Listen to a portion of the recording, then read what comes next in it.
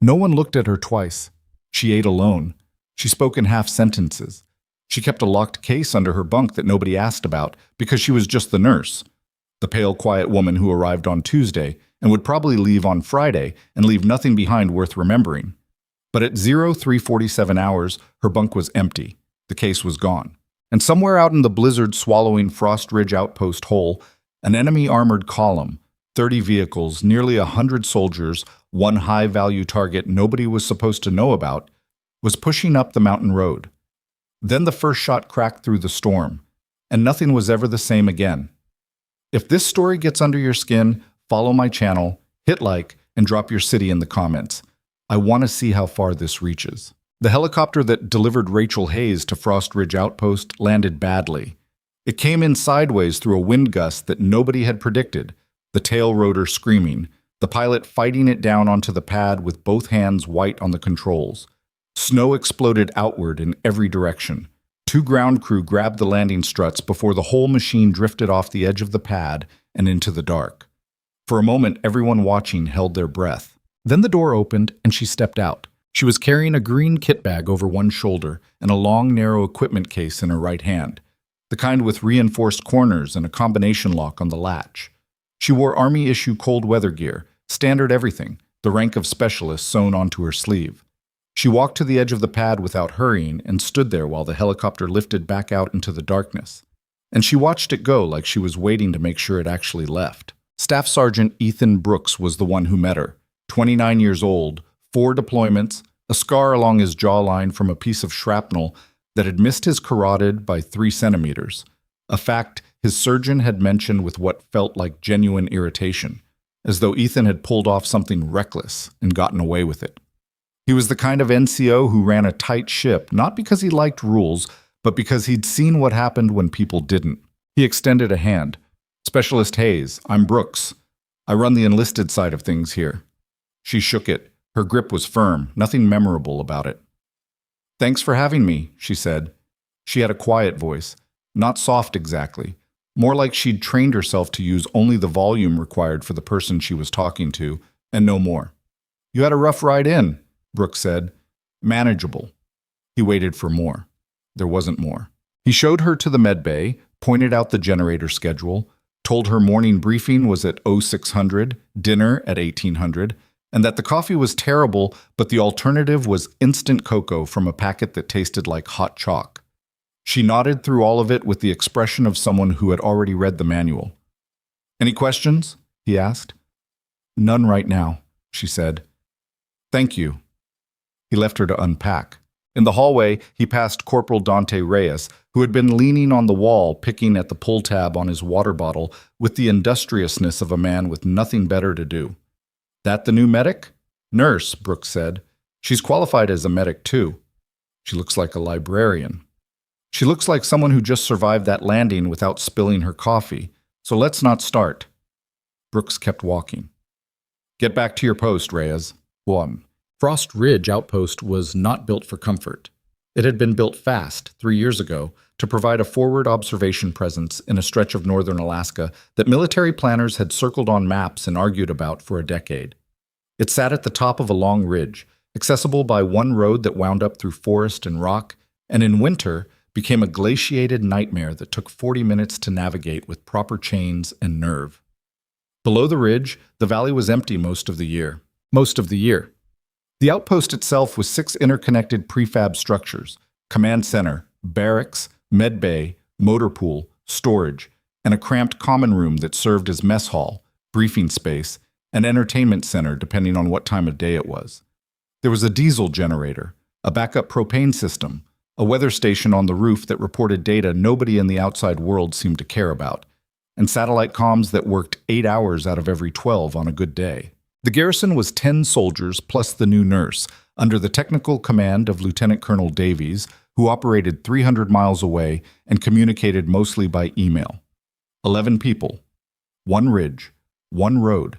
Ethan Brooks ran the actual operation. He had 9 soldiers he trusted to varying degrees, 4 experienced infantry, 2 mechanics who could fix almost anything given enough time and the right swear words, 1 communications specialist named Yui Kamara, who was so good at her job that she'd been offered a position at Fort Meade twice and declined both times for reasons she'd never fully explained.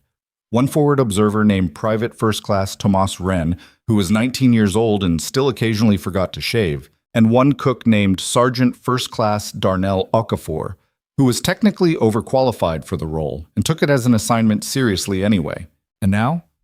Rachel Hayes, specialist, nurse. She treated 2 cases in her first 3 days, a sprained wrist from a motor pool incident and a mild case of trench foot that Reyes had been hiding for a week and a half.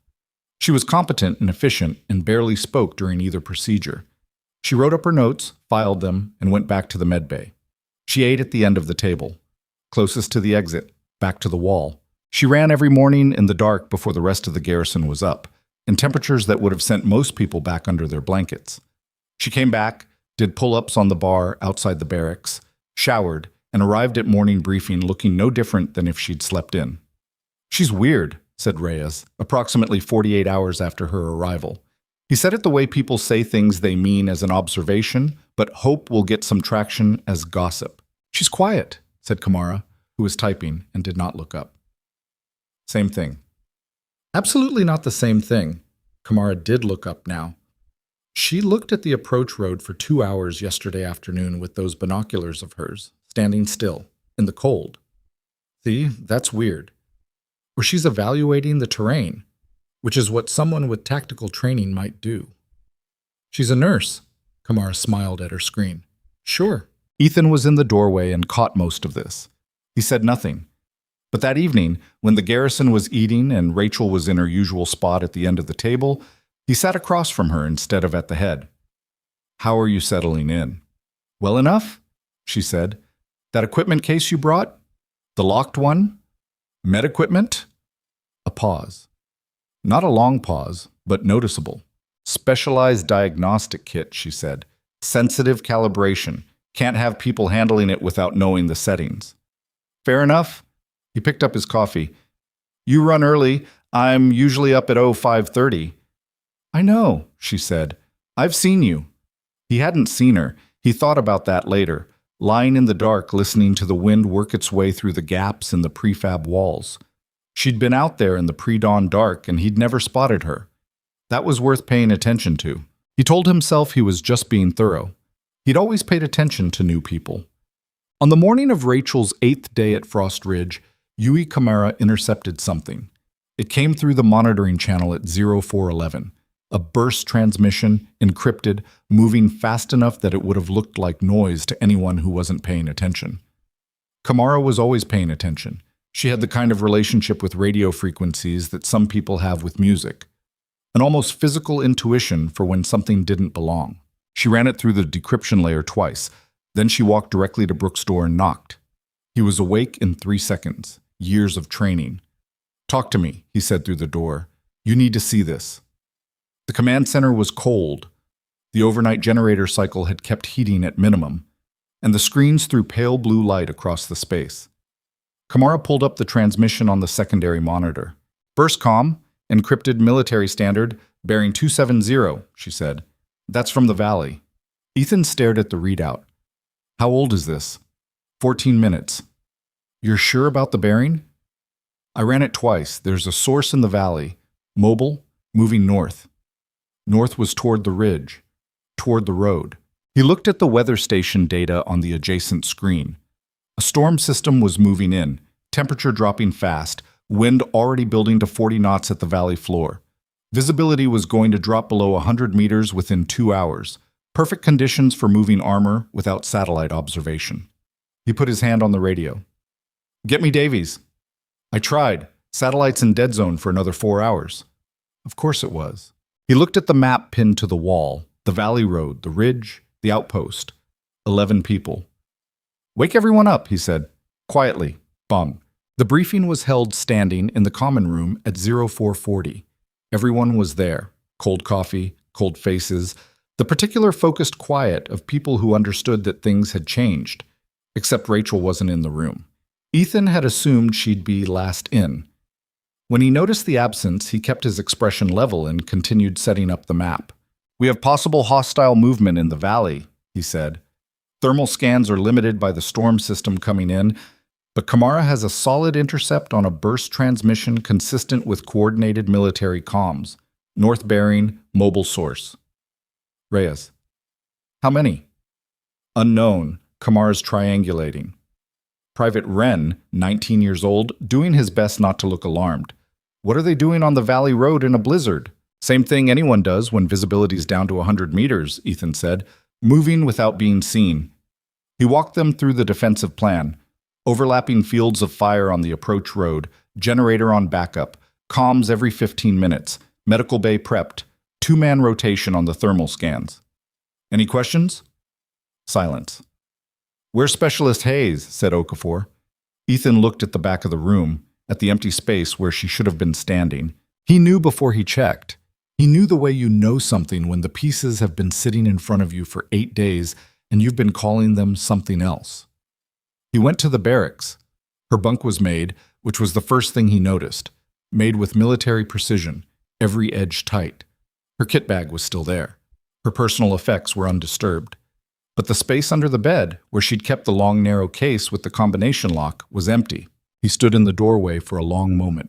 Behind him, Kamara appeared. The thermal scans came back, she said. There's more than we thought. How much more? 28 vehicles confirmed, possibly 30, and the lead elements are already at the valley floor switchbacks. Ethan did the math.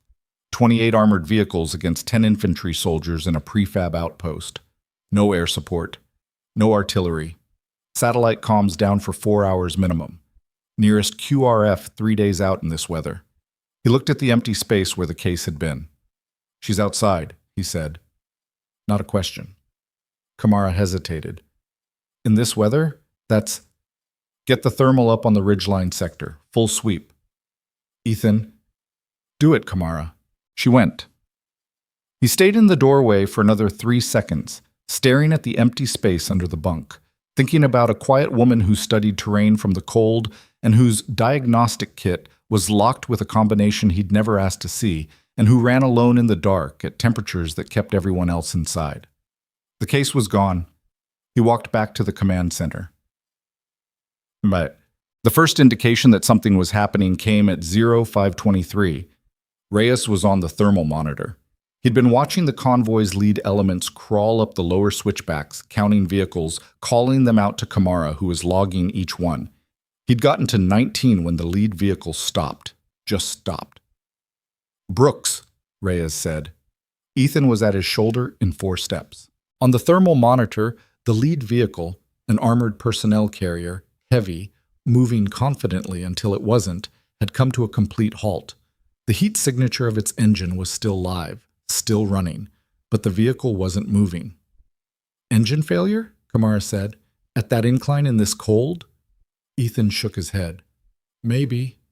Then the second vehicle stopped. Then they saw a figure emerge from the command vehicle, the one near the center of the column, the one riding with extra antenna equipment and extra protection, the one that had been careful to stay between 2 flanking APCs the entire ascent.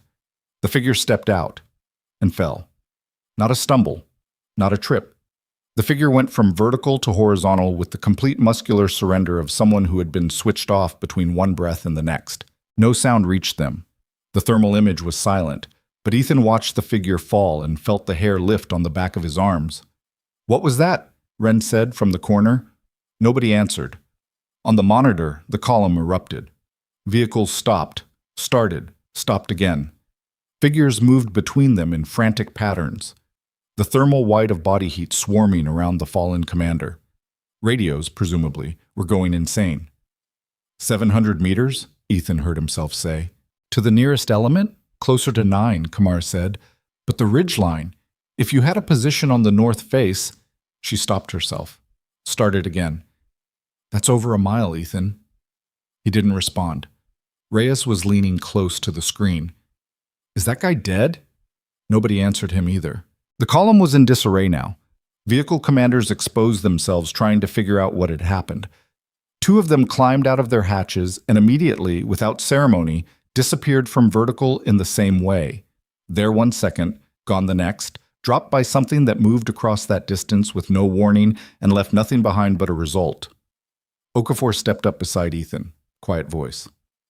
That's not a crew-served weapon. No, Ethan said.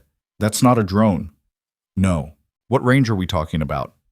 Ethan looked at the map, looked at the ridgeline, did the geometry. 2,000 meters minimum, he said. In 40-knot wind. In a blizzard. Okafor absorbed this. 2,000. Minimum. A sound came from the monitor. Not from the enemy column, but from Kamara, a small involuntary sound that she immediately suppressed. She had the bearing of the ridgeline on her screen. She was looking at something. What? Ethan said. There's a heat signature, she said carefully. On the thermal. North face, upper position. It's very small. Almost nothing. Where? She pointed. There, against the cold gray of the ridgeline, barely distinguishable from ambient. A faint smear of warmth that could have been a rock or a pocket of geothermal activity, or if you were looking for it, a human body that had spent hours lowering its surface temperature to exactly the level required to avoid detection. That's her, Ethan said. You don't know that, Reyes said. The case, Okafor said quietly. The locked case. The room went silent. Below, on the thermal monitor, the enemy column was reorienting. Somebody down there had survived the initial strikes and was taking command. Vehicles began to spread, moving off the road, seeking cover from whatever was hitting them. They didn't know what it was. They didn't know where it was coming from. They just knew that standing still on that road was no longer safe. Which was, Ethan thought, with something cold moving through his chest, exactly what she'd intended. He put his hand on the radio. Try Davies again, he said. Still in dead zone. Keep trying, every 10 minutes. He looked around the room. Nobody goes outside. Nobody opens an exterior door. We stay on thermals, we track the column, and we wait. Wait for what? Wren said. For whatever's going to happen next. Below them in the valley, the storm grew louder. The convoy's thermal signatures scattered across the monitor like disturbed insects. And somewhere on the north face of the ridge, in darkness and cold that would have put most people on the ground, a woman nobody had looked at twice was working a problem she'd been calculating for 8 days. At 0601, the enemy column made its first coordinated response. They'd reorganized. Whoever had survived the initial strikes, and at least 5 hadn't, had gotten the column back under coherent command. They pulled the remaining vehicles into a dispersed formation with overlapping observation sectors and sent 6-man teams on foot up both flanks of the approach road. Ethan watched this develop on the thermals. They're good, Okafor said. He sounded like a coach watching the opposing team warm up. Professional respect, no illusions. 30 vehicles, Ethan said. That's at least a company element, possibly more. He studied the formation. They're looking for her. They won't find her, Kamara said. You don't know that. Whoever prepared that shot, 2,000 meters in this wind, in a blizzard, didn't go to all that trouble and then pick a position an infantry sweep is going to turn up in 15 minutes. Ethan thought about Rachel Hayes standing at the approach road perimeter with binoculars for 2 hours in the cold. Every hiding place, every angle. 8 days. They're going to try to push again, Okafor said, once they've cleared the flanks enough to feel confident.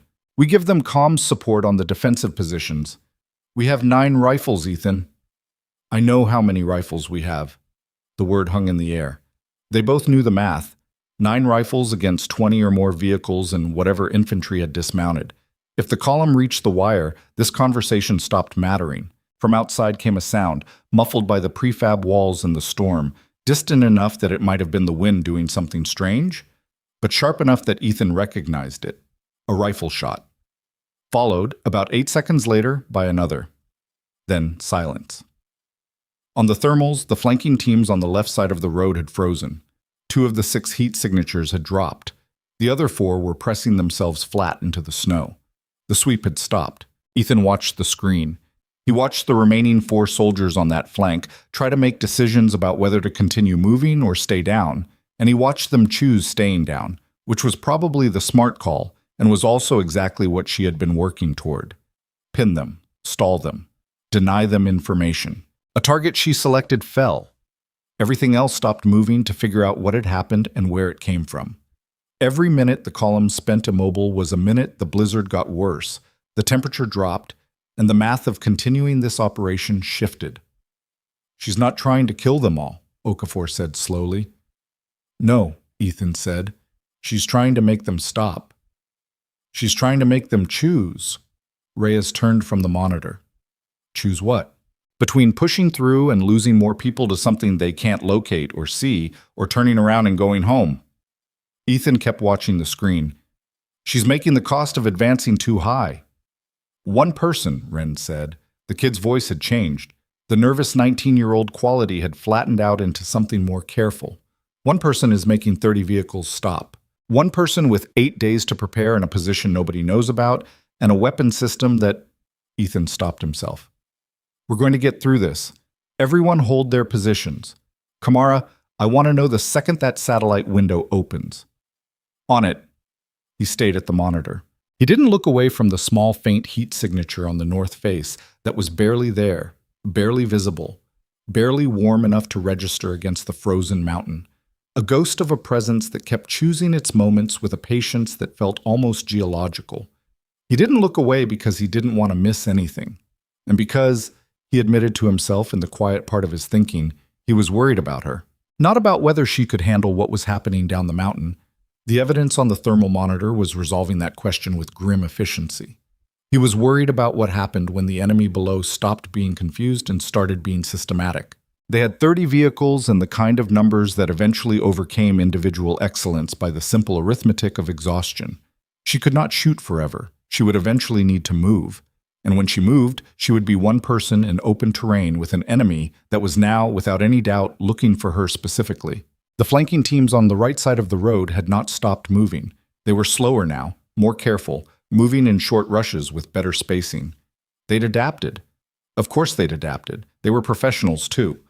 He pressed his hands flat on the table and breathed through his nose and tried to think 3 moves ahead, which was what Brooks always did, which was the thing he was actually good at, which was how he'd made it through 4 deployments without dying. 3 moves ahead. If she moved, they'd see movement. If she fired from a new position, they'd have a new angle to triangulate from. If she stayed, eventually the drone or the flanking teams or simple thermal saturation would find her. There was no perfect play available. He pulled out the map again and spread it on the table. There was one position on the north face that a person with 8 days to prepare might use as a secondary hide. It wasn't obvious.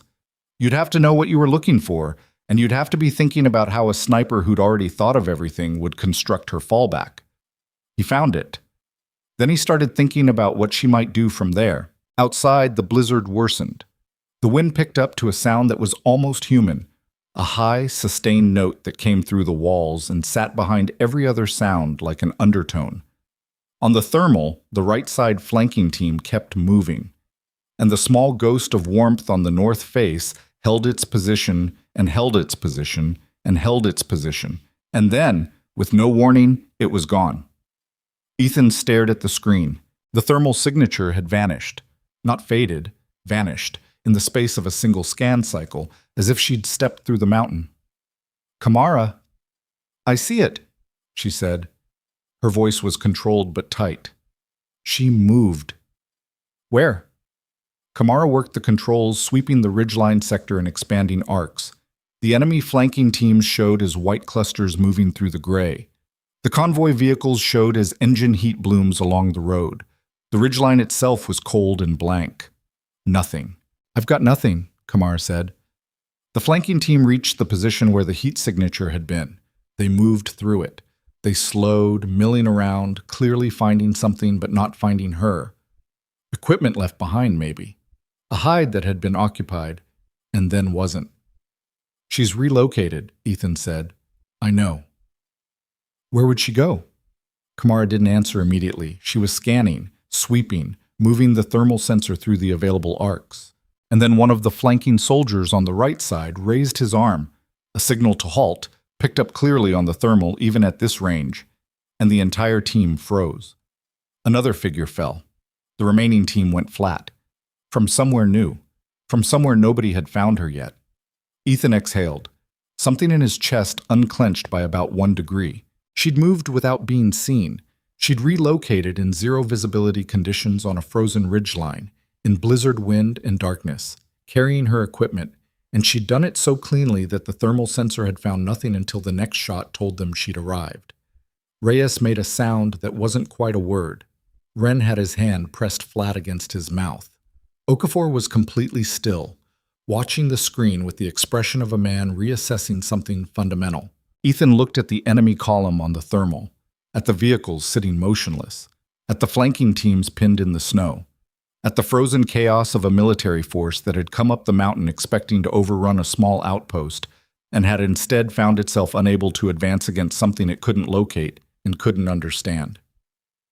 He thought about the quiet woman who ate at the end of the table, about the bunk made with military precision, about running alone in the pre-dawn dark in temperatures that kept everyone else inside.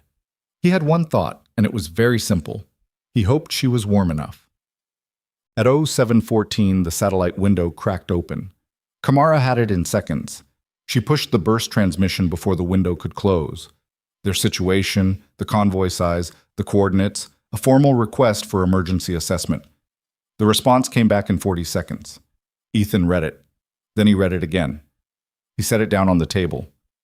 "What does it say?" Reyes asked. Ethan looked up. He looked at the thermal monitor, where the enemy column was still stalled on the approach road, where the flanking teams were still pinned, where the convoy had now been motionless for nearly 90 minutes, where, somewhere on the north face of that ridge, a woman nobody had looked at twice was still out there. "It says," Ethan said carefully, "that the convoy below us is carrying something, a person, an intelligence asset." He paused. "It says the asset is the priority. It says Specialist Hayes' presence at Frost Ridge was not coincidental." He looked around the room. "Her orders didn't come through our command chain." Silence. Then Okafor. "Whose command chain?" Ethan set the paper down. "Classified," he said. The room absorbed this. "Reyes. So she didn't come here to be our nurse." Ethan looked at the empty space where the long-locked case had sat under her bunk. He thought about 8 days of quiet preparation, about a woman who arrived during a storm and left before dawn, about the one impossible shot that had dropped the convoy commander from over a mile away in a blizzard. "She came here," he said, "because whatever's in that convoy was coming here." He looked at the thermal monitor, at the column that couldn't move forward, at the soldiers pinned in the snow, at the mountain that had, for almost 2 hours now, refused to let an armored force pass. "And she's not done yet," he said. Outside, the blizzard screamed across the ridge. Inside the command center, 10 soldiers stood in cold blue light and watched the screens and waited. And on the north face, in the dark, in the storm, in a cold that would have broken most people long before now, the ghost on the thermal was still out there. Still calculating. Still hunting something nobody else even knew existed. The satellite window closed 11 minutes after it opened. Kamara pulled her headset off and set it on the table with the careful movements of someone who needed something to do with her hands. The response from command had been 40 seconds of text and then nothing.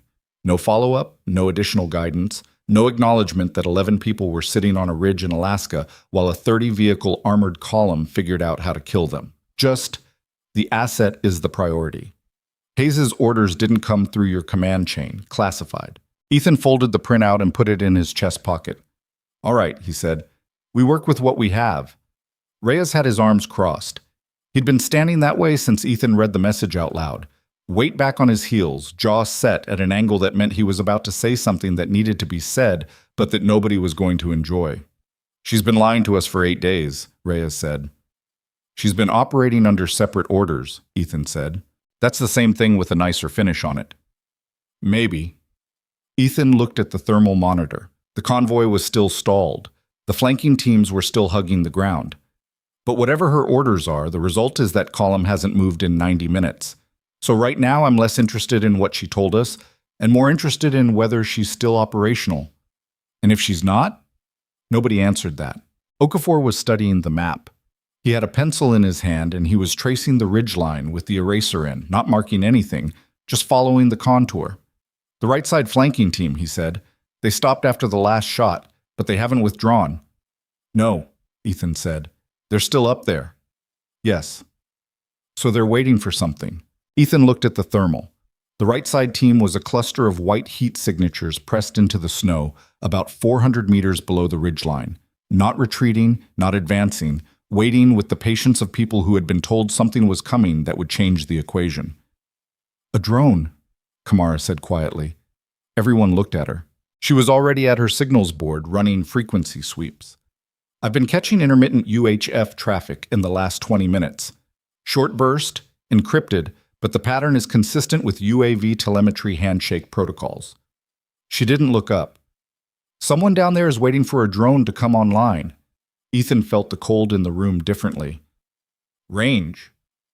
If it's launching from their rear support position, which is the only logical place, it's 30, maybe 40 minutes out."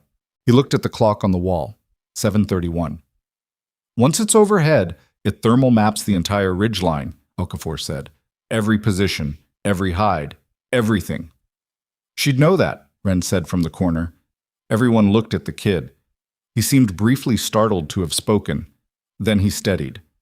"Whoever she is, whatever she's been doing out there, she'd know a UAV sweep was coming, right? She'd have planned for it." Ethan looked at the ridgeline sector on the thermal, cold and blank.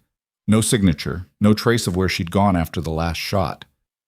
"She'd have planned for it," he said, and he said it like he was deciding to believe it. At 0748, the enemy column made its second major move. It wasn't the push Ethan had expected. Instead of reforming on the road and trying to advance again, the vehicles spread further, pulling off the road entirely, using the tree line as cover, repositioning into a dispersed pattern that was harder to target and harder to read. The flanking teams on both sides of the road were recalled. They pulled back to the vehicles, moved to new positions, and then 6 new teams deployed in different directions. Smarter, more methodical. Whoever had taken command after the first strikes had stopped reacting and started thinking. "They're not coming at us directly," Kamara said. "No," Ethan agreed. "They're setting up an observation ring, trying to locate her before they move." "That's exactly what I'd do." Reyes leaned on the table with both hands. "So they wait for the drone, they find her, they advance, end of story." "Maybe," Ethan said. "What do you mean, maybe?" 30 vehicles and a UAV against one person on a mountain. That's math, not strategy. The math has been wrong for the last 2 hours. The math runs out eventually, Sergeant. Ethan didn't argue with that. Because Reyes was right. It was math, and eventually the math would reassert itself. One person couldn't hold a position against indefinite pressure. The question was what she was buying time for and whether it was enough. He looked at the clock, 7:51. Satellite window wouldn't open again for another 3.5 hours. He had 9 rifles and a fortified position and no way to affect what was happening on that ridge. "Defensive positions," he said. "Everyone. If they breach the wire, we hold the command center and the med bay. We make it expensive." He looked around the room. "Reyes, motor pool. If we need to run, I want the vehicles ready. Okafor, get the medical bay prepped for casualties. Ren, you're with Kamara on comms and thermals. Do not leave this room." People moved. The room emptied out. Kamara stayed at her board. Ethan stood at the thermal monitor alone. He stared at the blank ridgeline and thought about a woman eating at the end of a table with her back to the wall, and he thought about what 8 days of preparation looks like when you know it's for something like this. He wondered what her real name was. Comte. She was cold, not dangerously cold. She'd been colder, and in worse situations, and with less gear. But the kind of cold that settles into the places where your body has been still for too long and makes the joints ache and makes the fingers slow. She'd been managing it. Small isometric movements to keep circulation going. Nothing visible. Nothing that generated heat signature above the ambient. The hide she'd moved to was the second of 5 she'd prepared. She'd built the first one 6 days ago, the primary position. Good angle, good cover, natural deflection from the thermal because of the rock face behind it. She'd used it for the opening work, and then, when the flanking team's movement pattern told her they had a general bearing, she'd pulled out exactly the way she'd planned and moved to secondary. Secondary was tighter, less comfortable. The angle on the road was partially compromised by a stand of spruce that had grown in an inconvenient direction. But it had one advantage that primary didn't. It was inside a natural drainage channel that ran cold air down from the upper ridge, which meant her thermal signature was effectively swallowed by ambient temperature differential. A standard UAV sweep running thermal at the default sensitivity setting would see noise, not a human. She'd learned about UAV thermal calibration during a 6-week course she'd taken in a building that didn't officially exist, taught by a man whose name she'd never known. She did not think about that now. She thought about the shot she needed to take, and the variable she was waiting on, and the wind. The wind was the problem. It had shifted in the last 40 minutes, not dramatically, but enough that her previous drop calculations were wrong by a margin that mattered at this range. She was running the corrections in her head the way she always did, building the geometry of the shot from scratch, accounting for the new numbers. 2,140 meters to the command vehicle. Wind, left to right, variable, gusting to 50 knots. Temperature minus 22 Celsius and dropping. Ballistic drop at this range with this ammunition, this barrel temperature, this altitude. She built the solution in her head and checked it again. The command vehicle had moved when they repositioned. It was deeper in the tree line now, better covered. The angle through the spruce stand clipped the available window to something barely workable. Barely was still workable. She waited. Open. The drone showed up on Kamara's scope at 0819. Got it, Kamara said, and her voice had the flat quality of someone reporting a thing they'd hoped wouldn't happen. UHF telemetry signature active, bearing from the south, moving north at roughly 40 knots. How long? 8 minutes. Maybe 10. Ethan was back at the thermal monitor. He did the math without wanting to. 10 minutes for the drone to reach the ridgeline. Standard sweep pattern would cover the full north face in 3 minutes at operational altitude. Whatever hides she'd built, however well she'd masked her thermal, a calibrated UAV with a full sensitivity sweep would find her. He keyed the interior radio. All positions. Drone inbound. 8 minutes. Prepare for possible breach. The radio crackled back with acknowledgments. He heard Reyes in the motor pool, Okafor in the med bay, the others in their positions around the perimeter. Good soldiers, not enough of them. He looked at the ridgeline. Still blank. She has to know, Wren said. The kid was at the secondary thermal panel, tracking the drone. She'd pick it up on the acoustic signature if nothing else. She has to know it's coming. She knows, Ethan said. Then what's she gonna do? He didn't answer. Because he didn't know, and saying he didn't know out loud felt like opening a door he'd rather keep closed for another few minutes. 7 minutes. On the main thermal, the enemy teams that had deployed into observation positions were still in place, waiting for the drone to do its work. Once they had a confirmed position, they'd advance with a precision and coordination that 10 rifles behind prefab walls couldn't survive. 6 minutes. Ethan looked at the command center walls, at the map, at the thermal screen, at the 11 names on the duty roster that was tacked beside the door. 11 names, one of which was missing from every position and had been since before dawn. He thought about what it cost to build 5 hide positions on a mountain in winter and never tell anyone you'd done it. 5 minutes. He made a decision. Kamara, pull up the frequency spectrum from the last hour, everything we've captured. I've got it logged. Is there anything that could be an outbound signal from the ridgeline? She looked at him for a moment. Then she turned back to her board and ran the query. 4 minutes. There's one anomaly, she said. At 0634, a single burst, extremely short, in the low UHF band. Not military standard, not anything I have a signature for. She paused. Bearing is consistent with north face, upper sector. She sent something, maybe, or it's interference from the storm. What frequency? Kamara read it out. Ethan wrote it down. He stared at the number for a second, and then he pulled out the folded printout from command and looked at the classified notation in the corner of the message. The routing code. The handling designator. 3 minutes. Kamara, is there any chance that frequency is associated with... He read her the routing code. She was quiet for longer than he expected. Where did you get that designator? She said. The command message. She turned around in her chair. She was looking at him with an expression he hadn't seen from her before, which was unsettling because Kamara had one of those faces that was usually a controlled surface. That's not an army code, she said. He waited. That's a Joint Special Access Program designator. I've seen it exactly once before at Fort Meade, in a file I wasn't supposed to be reading. She stopped. The people who use that designator don't exist on any official record.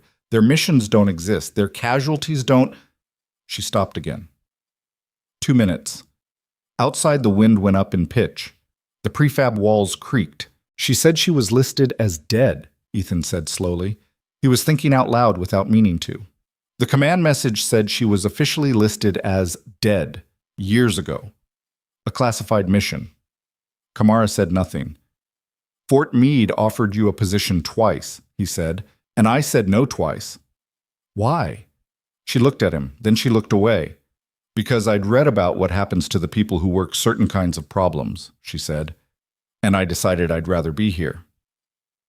1 minute. The drone was almost overhead. He could see it on Wren's scope, a small clean signature moving north at altitude, its sensor package sweeping forward. Ethan looked at the ridgeline sector. Still cold, still blank. And then something happened on the main thermal that nobody expected. A vehicle in the enemy formation moved.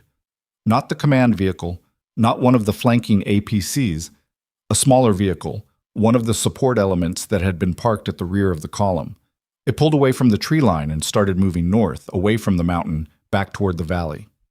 Reyes's voice on the radio. Brooks, are you seeing this? I see it. What's it doing? Nobody knew. The vehicle was moving fast for the road conditions, headlights off, pushing south through the storm. Running. And then the drone's telemetry cut out. Kamara stared at her board. I've lost the signal. What do you mean, lost it? It's gone. Clean cut, not gradual. Not a malfunction. Something jammed it. She ran her hands over the controls with the fast, practiced movements of someone trying to troubleshoot in real time. That burst transmission at 0634? She stopped. She sent coordinates, Ethan said. To who? He looked at the routing code on the printout. To whoever sent her. On the main thermal, the retreating vehicle had stopped. In the tree line, there was movement. Not the organized movement of soldiers preparing to advance, but the kind of scattered, individual movement that happened when a plan suddenly fell apart. The drone was offline. The command vehicle was still. And somewhere on the north face, in 2 feet of snow and 40-knot wind, the ghost on the thermal was doing something she'd calculated 8 days ago. Ethan pressed both hands flat on the table. Come on, he said quietly, to no one in particular. Or maybe to her. Come on. Check it. What happened next took 11 seconds. Ethan counted them later, replaying it from the thermal record, because it was the kind of thing that needed to be counted and confirmed before you could fully let yourself believe it. The command vehicle's engine heat, which had been running since the column stopped, which was visible on the thermal as a constant warm bloom behind the armor, flickered. Not the engine, something else. A window, maybe. A hatch cracked open for 1 second. A small thermal variation in the vehicle's profile that would have been invisible if you weren't watching at exactly the right scale and sensitivity. 11 seconds after that flicker, the vehicle's heat signature changed, catastrophically. The armor held, but the interior of the vehicle went from the controlled warmth of occupied space to something hotter and less organized.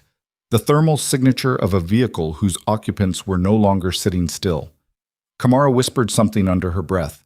On the tactical radio, the enemy's communication pattern, which she'd been monitoring on the captured frequencies, erupted into a chaos of overlapping transmissions. Not organized command and control traffic, panic traffic, the kind that happened when a situation became instantly and completely different from what anyone expected. The shot that had done this had come from a position that the drone would have found in approximately 40 seconds if it had still been operational. She'd fired before the drone could sweep her. She'd had maybe 90 seconds between the drone going offline, whether by her action or something else, and the moment the enemy's observation teams would reorient. She'd used fewer than 30 of them. The command vehicle sat in the tree line and leaked heat from its damaged interior, and the transmissions from the enemy column kept coming, kept layering over each other in the frequencies Kamara monitored. And then, after about 4 minutes, they slowed down. Then they stopped. Not the engines. The tactical communications. The chatter. The panic. It went quiet on the enemy channels in the way that things went quiet when someone was making a decision. Ethan watched the thermal. One by one, the observation teams began to withdraw. Not running, pulling back with deliberate movement, covering their routes, maintaining spacing. Professional withdrawal. The flanking teams came back to the vehicles. The vehicles began to move. South. "They're—" Ren started. "Don't say it yet," Ethan said. "But they're—" "Not yet." He watched the thermals for another 4 minutes. Watched every vehicle in the column orient itself southward. Watched the formation tighten up and begin moving back down the mountain road, slowly, carefully, the way you move a large armored element through a narrow road in a blizzard when you're trying not to lose any more people. 28 vehicles, 29, 30. Moving south. Reyes's voice on the radio, in a completely different register than before. "Brooks, are they—" "Yeah," Ethan said. "They're going." Silence on every channel for a moment. Then Okafor's voice, low and steady. "Why?"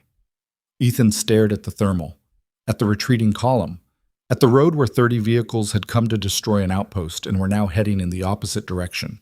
He looked at the command vehicle in the formation, at the changed heat signature of its interior, at the place in the tree line where it had been sitting when that shot came through.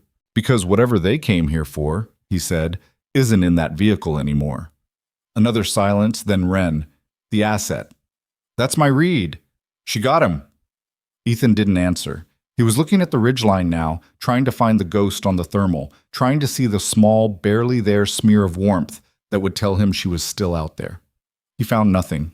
The north face of the ridge was cold and blank, and the storm was still building, and the retreating column was moving south through the valley, and somewhere in all of that, on the mountain or in a hide he couldn't locate, or in a position she'd built in a place nobody would think to look, Rachel Hayes was somewhere. "Someone needs to go out there," Reyes said on the radio. "Nobody goes out until I confirm that column is clear of the valley," Ethan said. "She could be hurt." "I know." "She's been out there in this for—" "I know, Reyes." He kept watching. The column kept moving. The clock on the wall read 09:11. The column cleared the lower switchbacks at 09:53 and the valley floor at 10:24.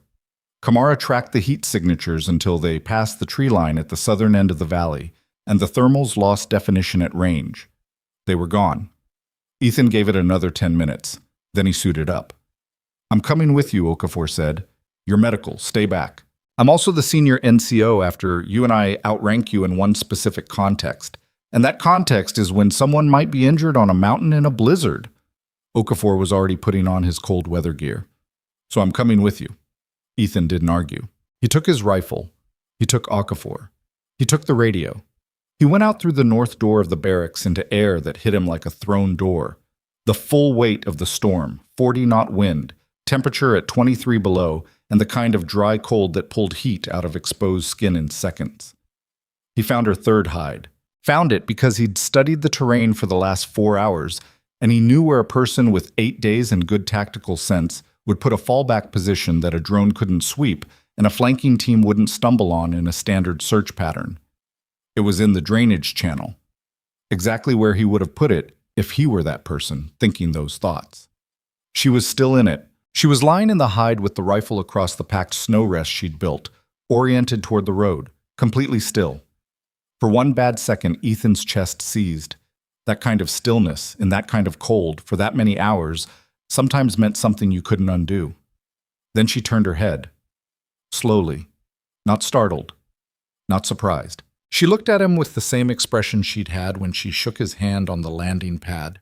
Calm and measuring and slightly distant, like she was looking at something further away than his face. "Column's gone," he said. "I know," she said. Her voice was rougher than usual. "Cold will do that." "Can you move?" She didn't answer immediately. She ran what appeared to be a systematic check of her own body, moving fingers, then hands, then arms, shifting weight carefully, assessing. The kind of self-inventory you did when you needed to know what worked before you committed to standing up. "Yes," she said finally. She started to rise.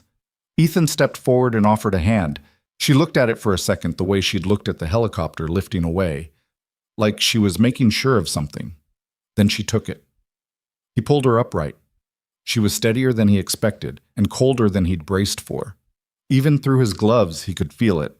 Okafor moved in on her other side without being asked, reading the situation the way good medics read situations, already calculating. "How long were you down?" Okafor asked. "Since about, 2:30. Okafor and Ethan exchanged a look over her head. 7 hours in this cold, mostly static. "Frostbite?" Okafor asked. "Toes, left foot, second and third. Fingers are okay." "You sure?" "I've had frostbite before," she said flatly, in the tone of someone who was done being asked questions they'd already answered. "I know what it feels like." They walked her back toward the outpost. She carried the rifle herself. Ethan offered to take it once, and she said no with a completeness that made him not offer again. Halfway back, the wind gusted hard enough that all three of them stopped and braced. Snow came sideways. For a few seconds, the outpost wasn't visible, and the ridge wasn't visible, and there was nothing in any direction but white and cold and noise. She didn't flinch into him the way someone would if they were scared or unsteady. She planted her feet and angled her body into the wind and waited it out with the patience of someone who had been doing exactly that for the last 7 hours. The gust passed. They kept walking. "I need to know one thing," Ethan said. His voice was mostly eaten by the wind. He said it louder. "One thing." She didn't respond. The asset in the command vehicle, Ghost Echo. He watched her face while he said it. There was nothing to watch. "You knew he was coming before you got here." "Yes," she said. "That's why you came." "Yes." "The outpost, all of us, we were incidental," she said.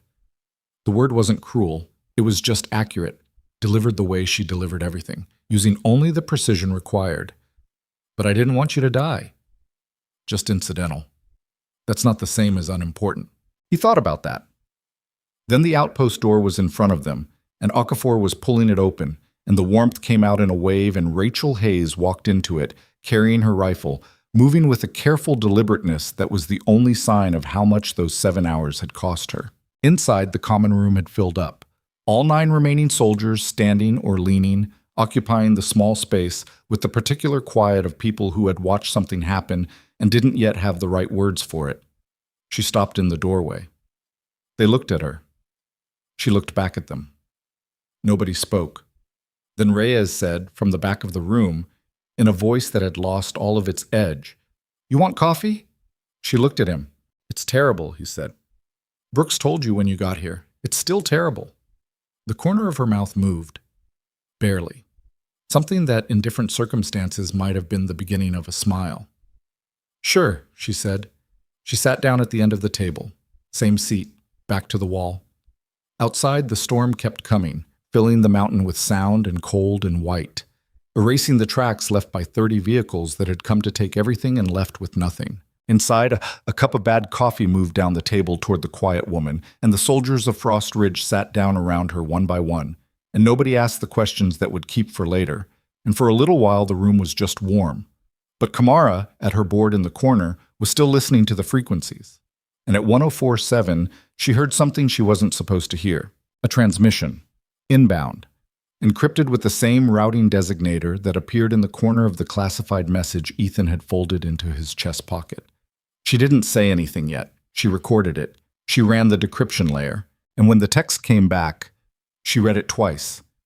And then she sat very still at her board with her hands in her lap, and she looked across the room at the quiet woman drinking bad coffee at the end of the table, and she thought about everything she'd seen and everything she'd heard, and she decided that what she'd just read changed the situation in a way that not everyone in this room was going to be comfortable with. She pulled up the message again. Read it a third time. Outside, the storm kept building. Kamara sat with the message on her screen for 4 minutes before she did anything. 4 minutes was not a long time in the abstract. In this room, after this morning, with the storm still working on the walls and 11 people coming down from the particular exhaustion of having been very close to dying and then not dying, 4 minutes was long enough to notice. Ethan noticed. He'd been watching her the way he watched everything, which was without appearing to watch, from the corner of his attention, while the rest of him was occupied with something else. He'd seen her body language change when the transmission came in. The small stillness that came over her, the way her hands had moved off the board and into her lap, Kamara didn't put her hands in her lap when things were normal. He carried his coffee across the room and stood behind her. She turned the screen so he could read it. He read it. The message was short. The routing designator was in the corner, the same one from before. The content was 11 lines of decrypted text, and it said several things that Ethan needed a moment to fully process, because they were not the things you expected to read after a morning like this one. The first thing it said was that Ghost Echo had not been neutralized. He read that line twice. The intelligence assessment attached to the transmission indicated that the individual eliminated in the command vehicle had been a decoy, a body double, a standard protocol for high-value assets operating in contested environments. Ghost Echo himself had never been in the command vehicle. He had been in the trailing support vehicle that broke away from the column at 0819 and headed south through the valley. The vehicle that Ethan had watched retreat and assumed was running scared. It hadn't been running scared, it had been executing an extraction. The second thing the message said was that Ghost Echo was still alive, still mobile, and was currently assessed to be moving toward a secondary extraction point approximately 60 kilometers south of Frost Ridge. The window for reaching that point and intercepting him was... Ethan looked at the timestamp on the transmission and then at the clock on the wall. Approximately 4 hours in closing. The third thing the message said was that Specialist Hayes was to be informed immediately and that operational authority for any follow-on action rested entirely with her. Not with Lieutenant Colonel Davies, 300 miles away. Not with Staff Sergeant Ethan Brooks, who ran the actual operation. With her. He read the routing designator one more time. Then he walked back to the end of the table and stood in front of Rachel Hayes, who was holding a cup of coffee with both hands and looking at the middle distance with the expression of someone whose body had been through something long and cold and was now trying to catch up with the situation. "We need to talk," he said. "Now." He took her to the command center, just the two of them, because the message had specified her, and because whatever was about to happen needed to happen before it became a conversation that 9 other people had opinions about. She read the message. She stood at Kamara's board and read it with her coffee still in her hand and her cold weather gear still half on, the outer jacket unzipped but not removed, like she'd been in the process of settling in and hadn't finished. She read it the same way she did everything, completely still, no visible reaction, moving through it at a pace that suggested she was reading every word rather than skimming. When she finished, she set the coffee down. She looked at the clock. 4 hours, she said. That's my read.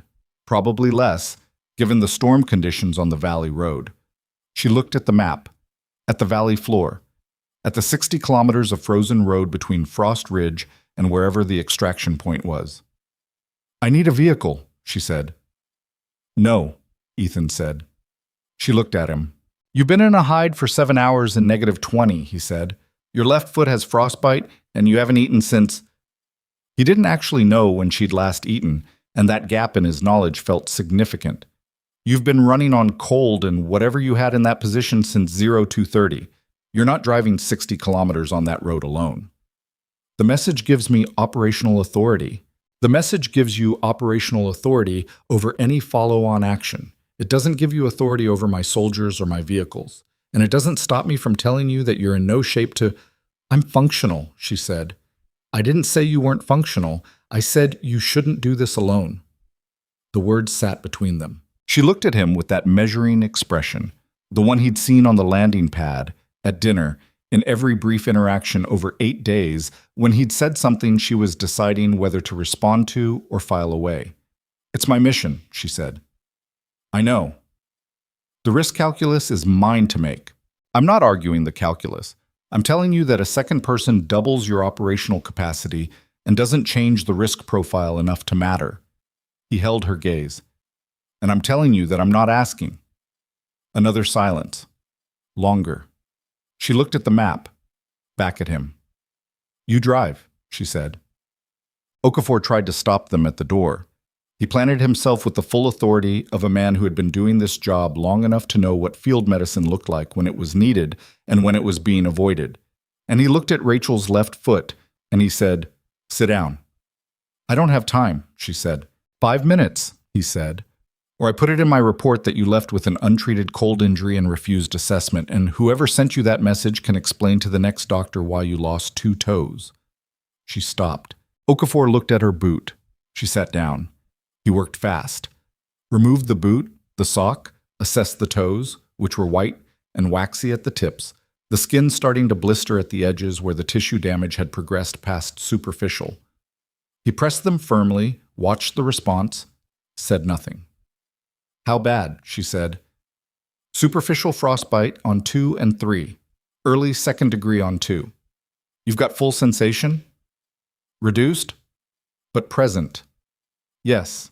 Then you're not losing them today." He started rapping. "You'll need proper treatment inside 6 hours, or we're having a different conversation. Don't let it get cold again. Don't let the foot sit in a wet boot. Don't—" "I know," she said. "Do you?" "I've had frostbite before." "So you said."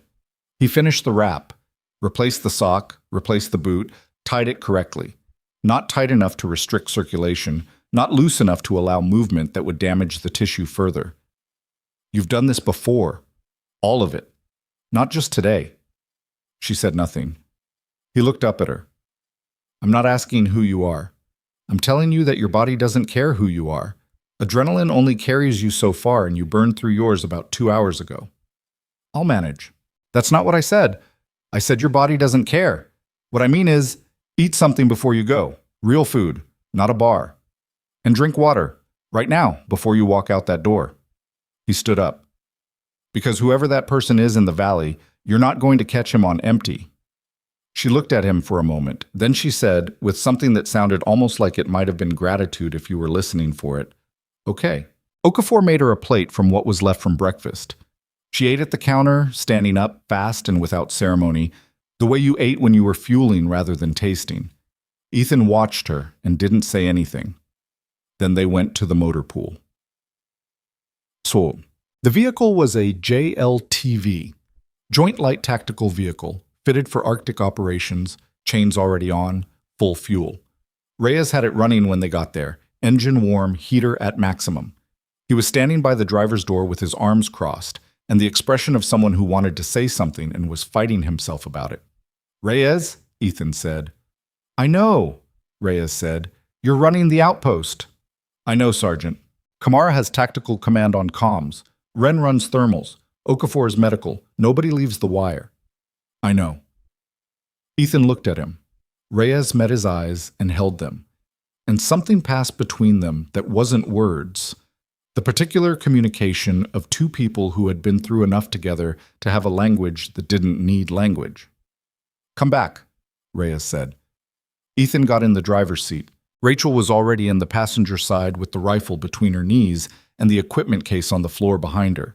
She was looking at the road through the windshield with the particular focused blankness of someone running calculations. Reyes pulled the motor pool door open. Outside, the storm came in. Ethan put the JLTV in gear and drove into it. Becton. The valley road was bad, not catastrophically bad. The chains handled the ice, and the JLTV had enough mass to push through the drifts that had formed across the road in the last several hours, but bad enough that concentration was not optional. The visibility was down to 40 meters in the gusts, less in the open stretches where the wind came straight down the valley without anything to break it.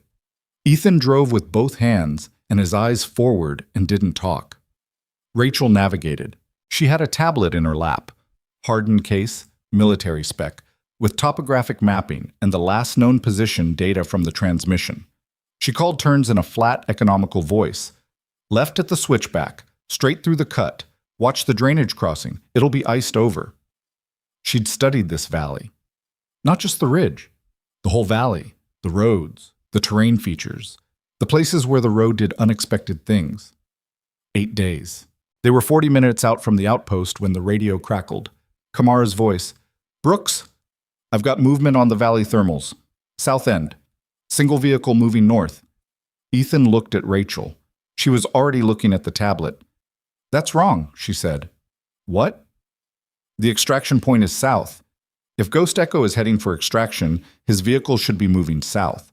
She stared at the display. "Why is it moving north?" Ethan keyed the radio. "Kamara? Vehicle type? Can't confirm at this range in the storm. The signature is small. Light vehicle, possibly." Rachel said, Stop the truck. He stopped. She was looking at something on the tablet that he couldn't see from the driver's seat. Some layer of the map she'd pulled up, some overlay of information. Her face was doing nothing visible, which by now he'd learned meant she was working something hard. He's not going to the extraction point, she said. What? The extraction point I was given? It's compromised. He knows. She looked up. He knew before he separated from the column. That's why he separated when he did. He didn't go south because going south is what I was expecting him to do. Ethan absorbed this. He's running a counter route. He's running back north. She traced something on the tablet. There's a secondary road off the valley floor, 6 kilometers north of here. It goes east through the mountains.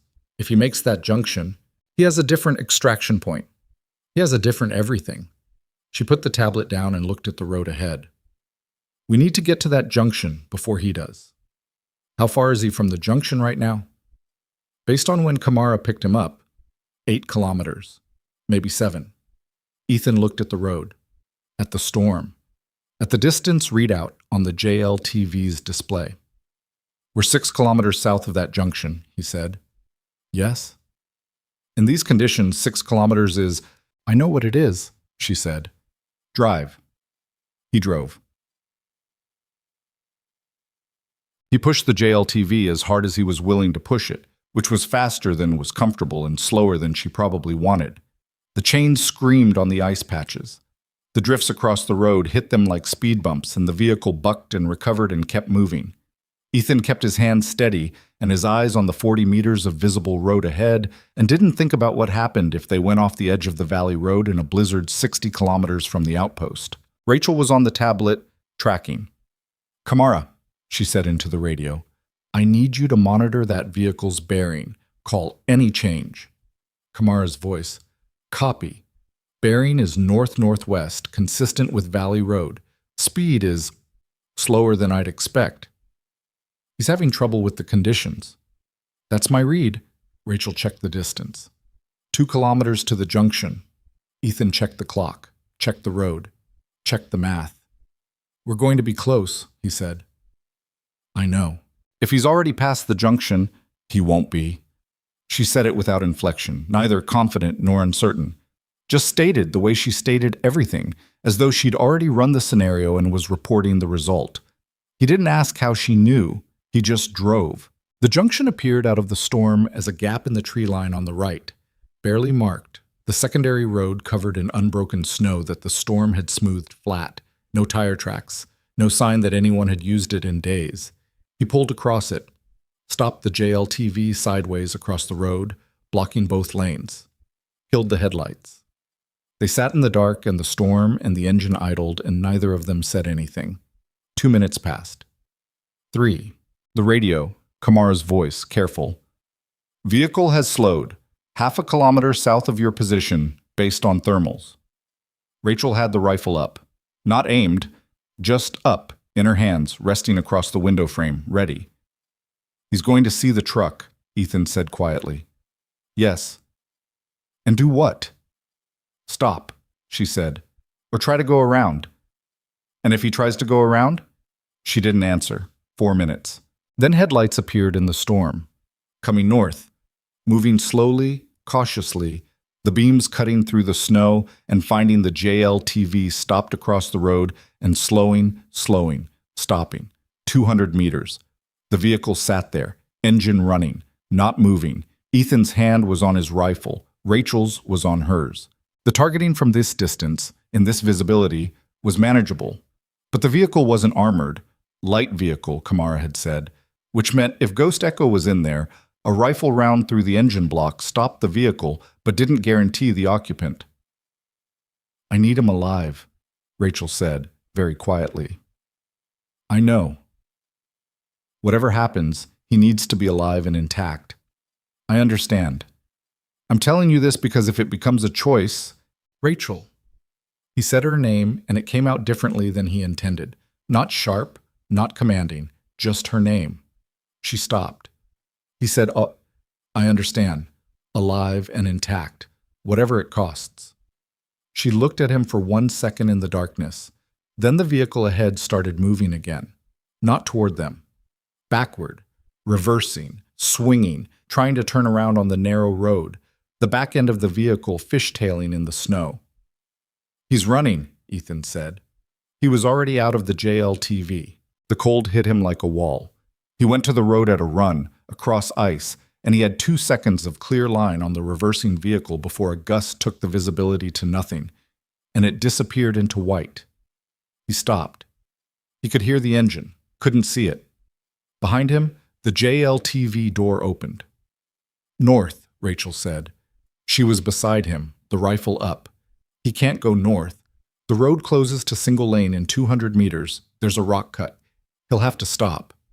"How do you know?" "I studied every road in this valley," she said. "All of them. Go." He went. She was right behind him, moving fast despite the foot, the rifle across her chest in a carry that suggested this wasn't the first time she'd run toward something in a blizzard. The engine sound ahead of them changed, revving, then a sound that wasn't right. A high grinding note that meant tires spinning on ice without traction, stuck. The rock cut was real. The road narrowed and the vehicle had gotten sideways in the cut and couldn't go forward and couldn't reverse far enough to straighten out, and it sat there in the dark with its wheels spinning and its lights catching the falling snow and turning it to curtains. Ethan came around the driver's side. He had his rifle up and his voice loud enough to carry over the storm. "Out of the vehicle. Hands where I can see them. Now." Silence. Engine idling. "Last time," Ethan said. "Out. Hands visible." The driver's door opened. The man who stepped out was not what Ethan expected, which was something he'd think about later. The specific way that reality rarely matched its own briefings. Ghost Echo, if this was Ghost Echo, was not physically imposing. Medium height, thin in the way of someone who moved a lot and ate inconsistently, wearing a military cold weather coat that had no insignia and boots that were better quality than everything else about him. He had a pale, angular face and eyes that moved fast, cataloging. Even now, even standing in the snow with his hands raised in the headlights of a stuck vehicle on a road in a blizzard, smart eyes, the kind that were always measuring. "On your knees," Ethan said. The man knelt. Hands stayed up. He didn't look at Ethan. He was looking past Ethan, at Rachel. She came around the passenger side and stopped 10 meters away, the rifle down at her side now, and the man on his knees in the snow looked at her with an expression that wasn't fear and wasn't surprise and was something closer to recognition. "Valeria," he said. The name landed in the storm like a stone in still water. Ethan kept his rifle up. He didn't look at her. He kept his eyes on the man on his knees and his hands steady and his breathing even, but he heard the word and he filed it.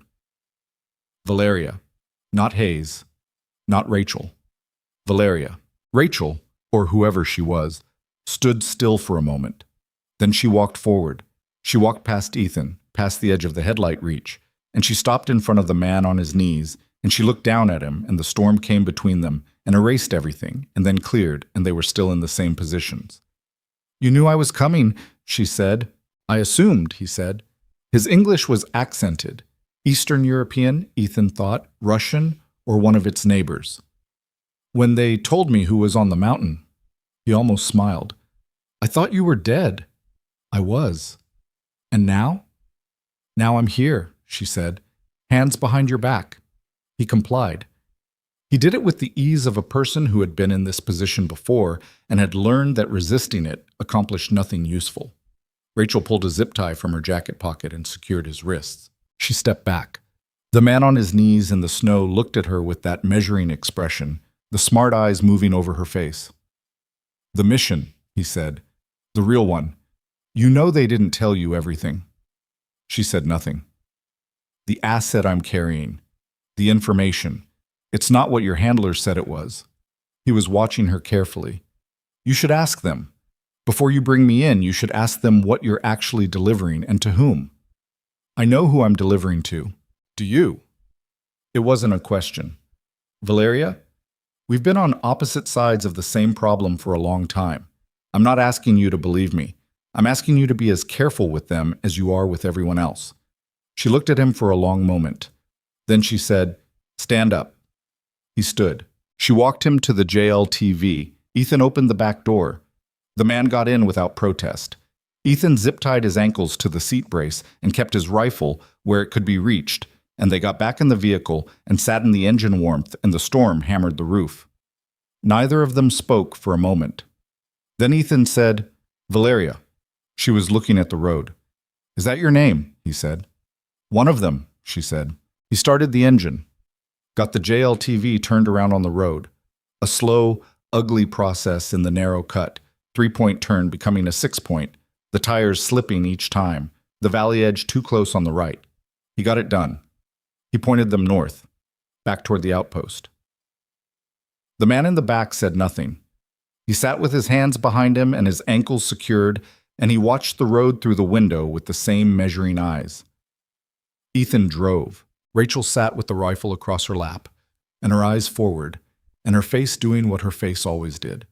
Nothing visible on the surface, everything happening somewhere beneath it. At the 30-kilometer mark, the storm let up briefly. Just a few seconds.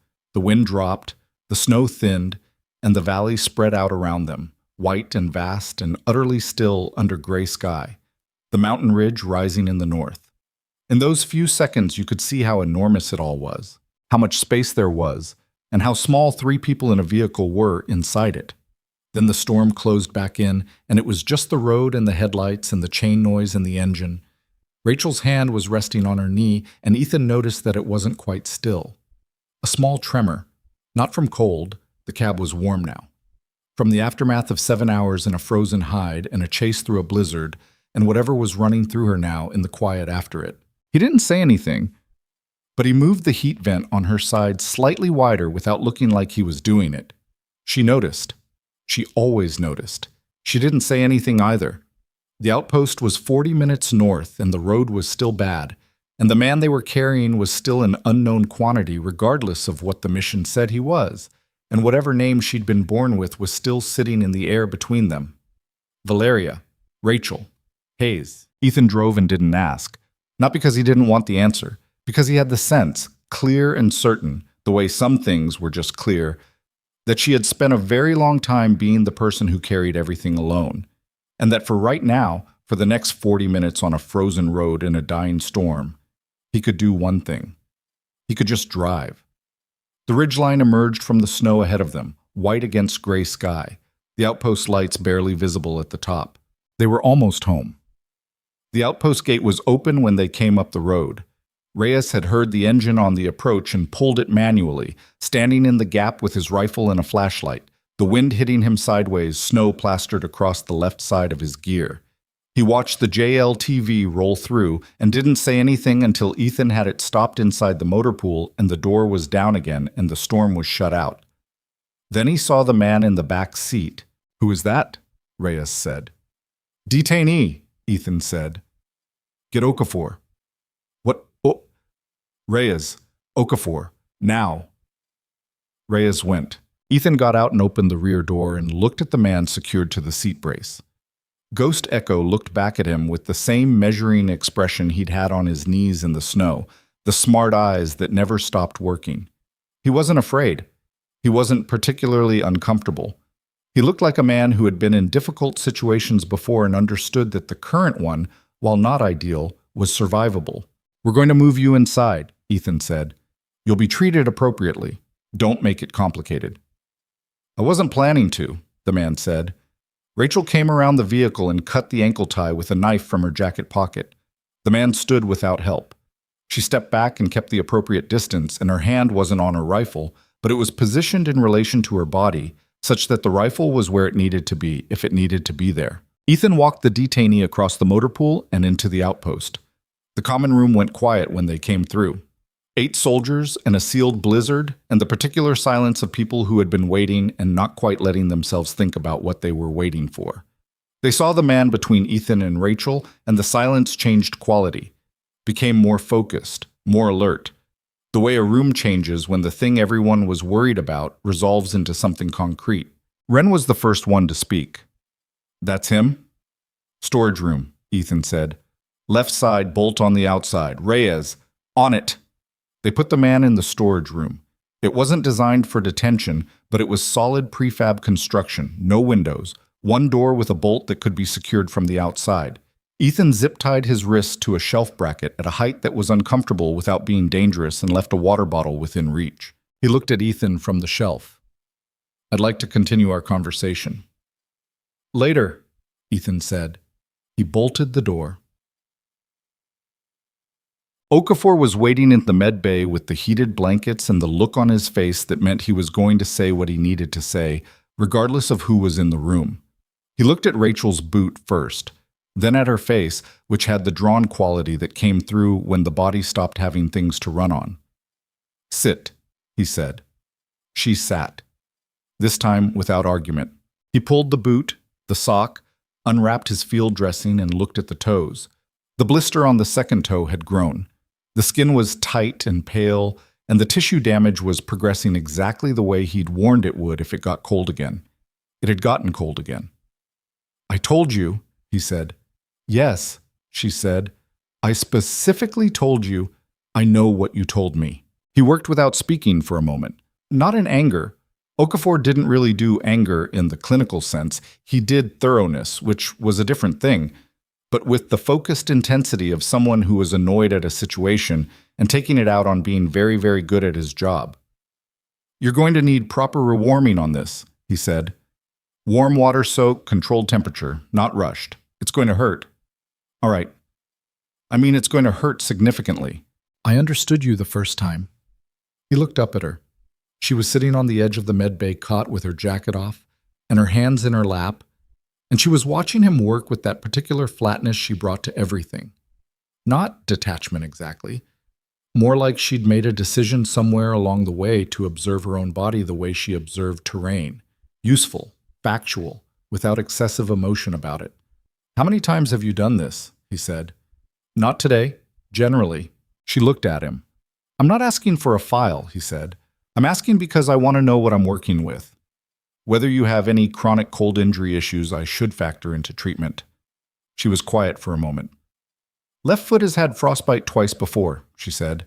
"This area specifically." She indicated the two toes without looking at them. "It's more susceptible. I know that. And you went out there anyway. 7 hours. The mission required it." Okafor set down his instruments. He looked at her with the straightforward expression of a man who had made a career out of dealing with people who treated their bodies as equipment. "That's not a medical answer," he said. "That's a justification." She met his gaze. "Yes," she said, "it is."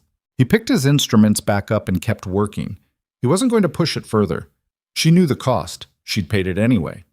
That was between her and whatever she'd decided she was doing with her life, and it wasn't his place to argue the accounting. But he worked carefully. More carefully than the situation strictly required, because that was also between him and what he'd decided. Ethan appeared in the doorway. "Satellite window opens in 20 minutes, he said. "We're going to have company." Rachel looked at him. "Davies?" "Bigger than Davies."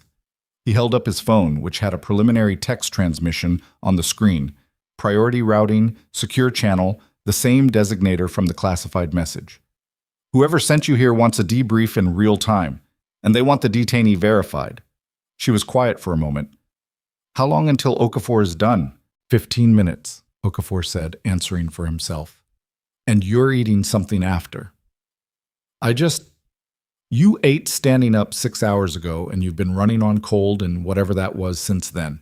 15 minutes, food, then your debrief.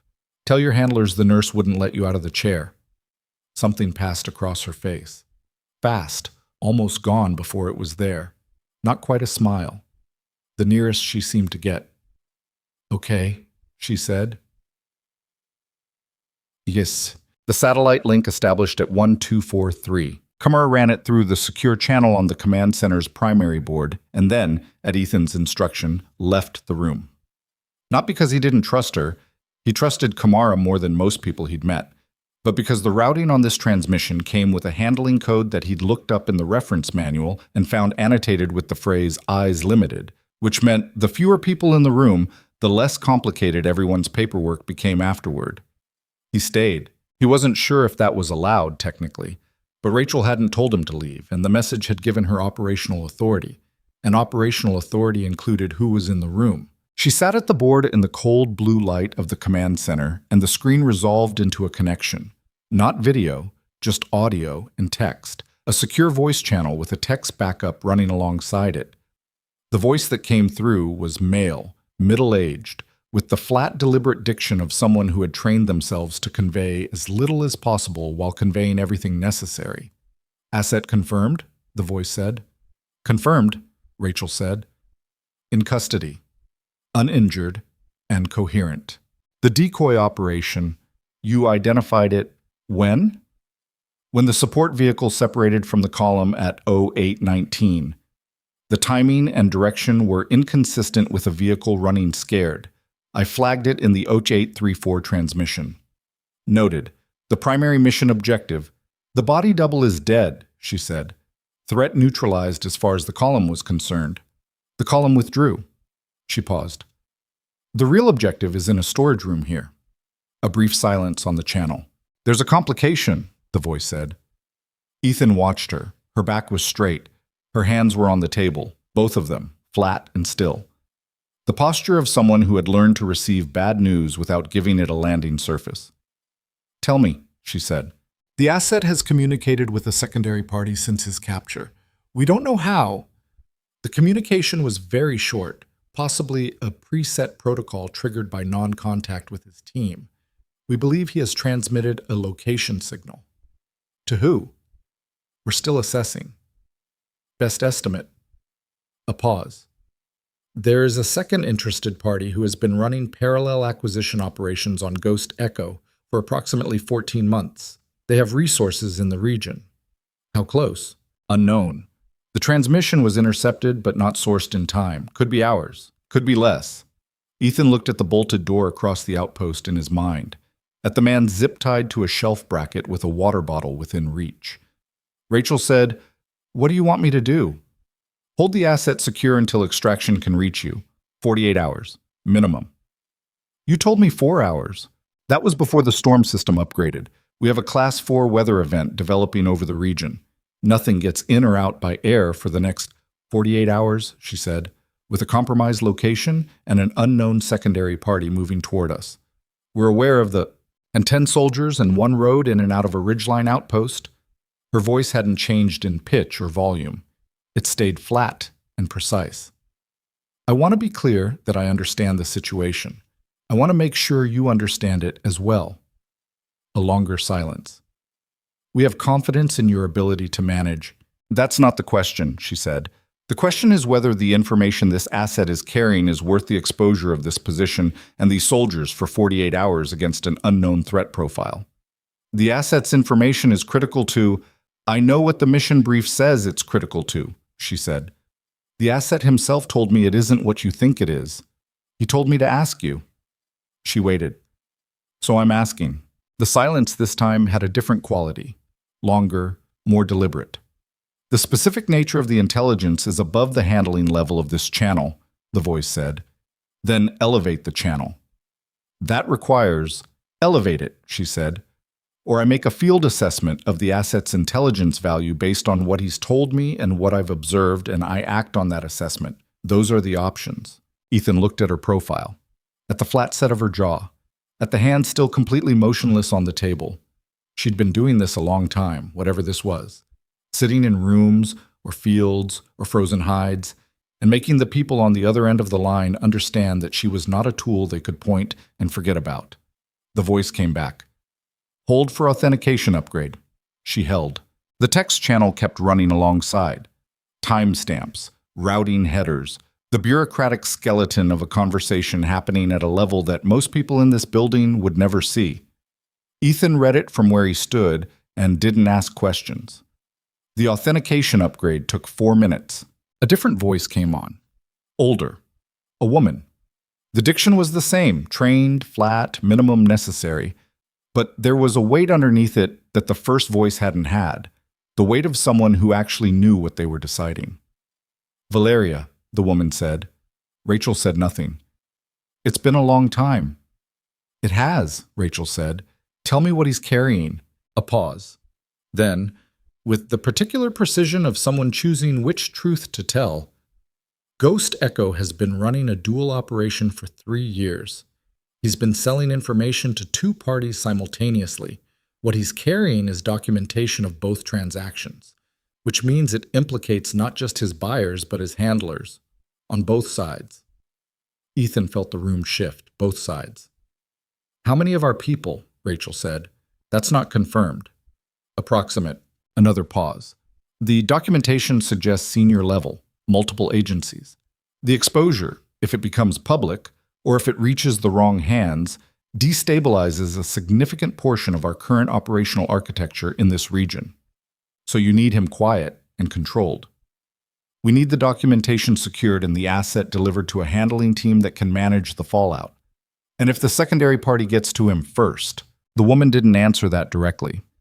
What she said instead was, the secondary party is not a state actor.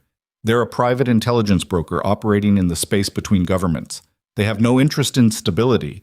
They have an interest in the highest bidder. Rachel's hands moved for the first time. Not much, just a slight shift of weight.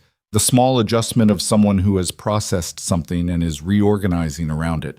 I'll hold the asset, she said, but I need current best intelligence on the secondary party's approach vector.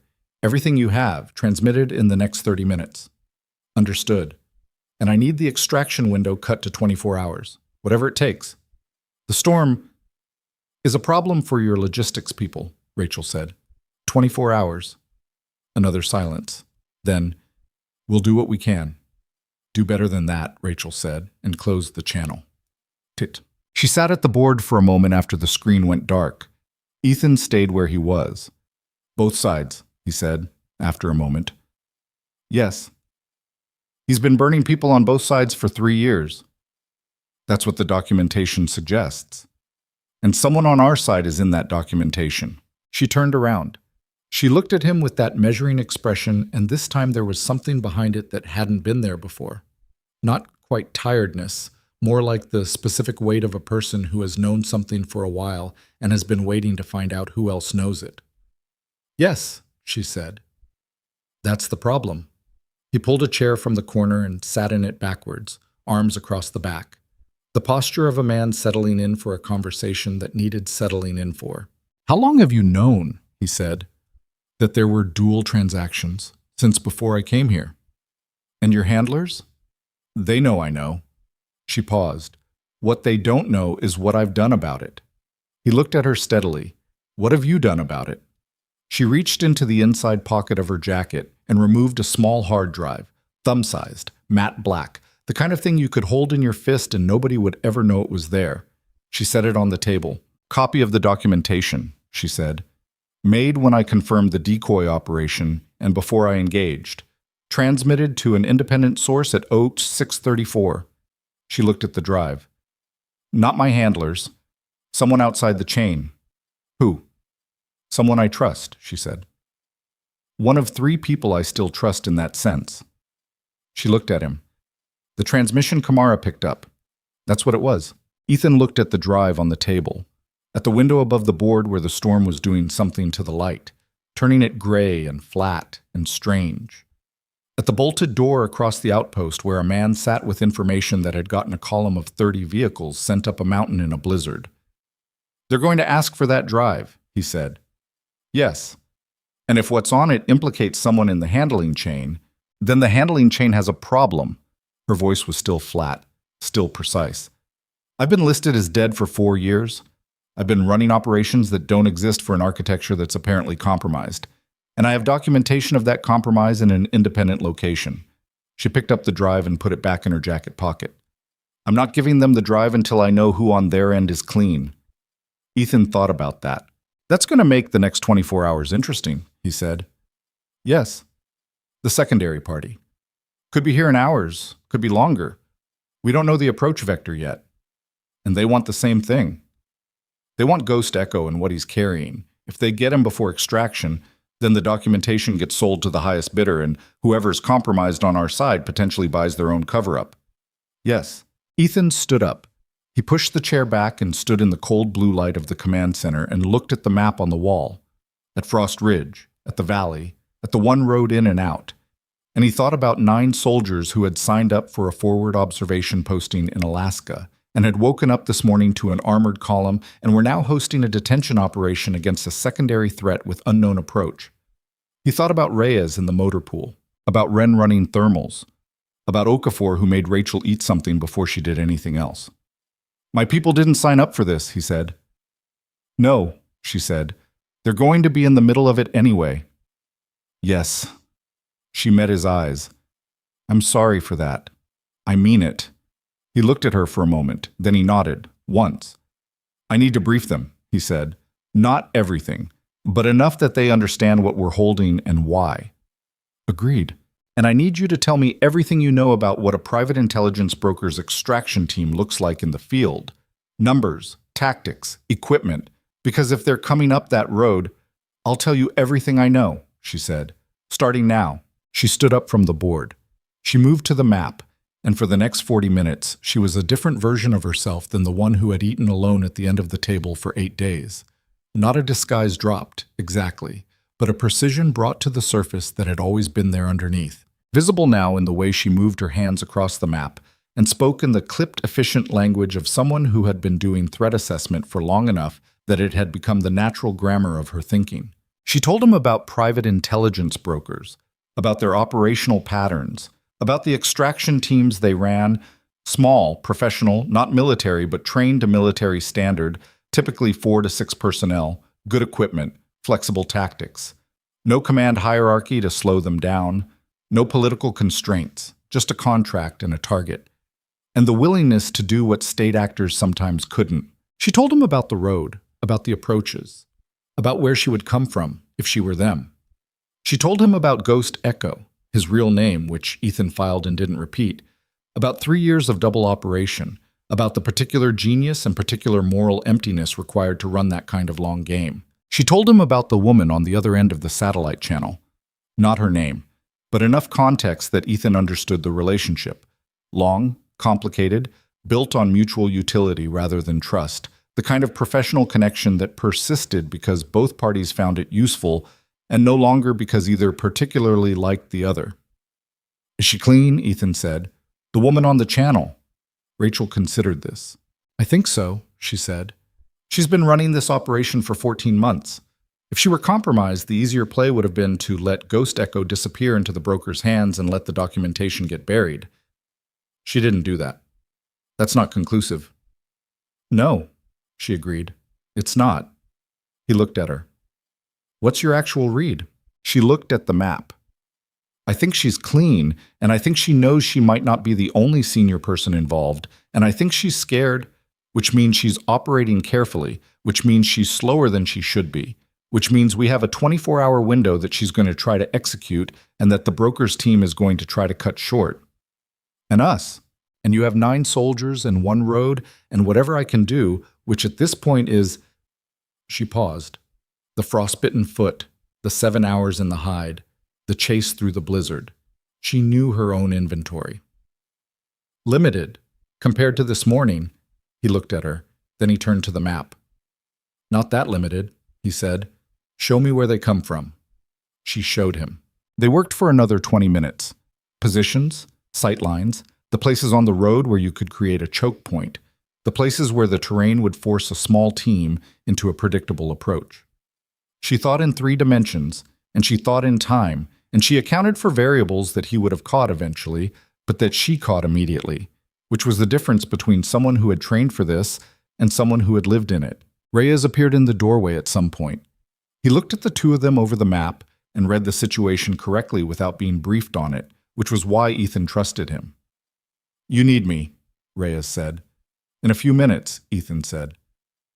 "Get Ren. Keep Okafor in the med bay.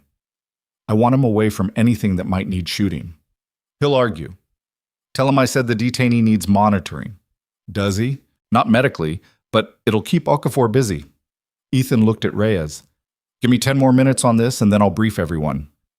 Reyes left. Rachel watched him go. "He trusts you," she said. "He trusts the job," Ethan said. "There's a difference." "Is there?" He thought about it. "Maybe not much of one."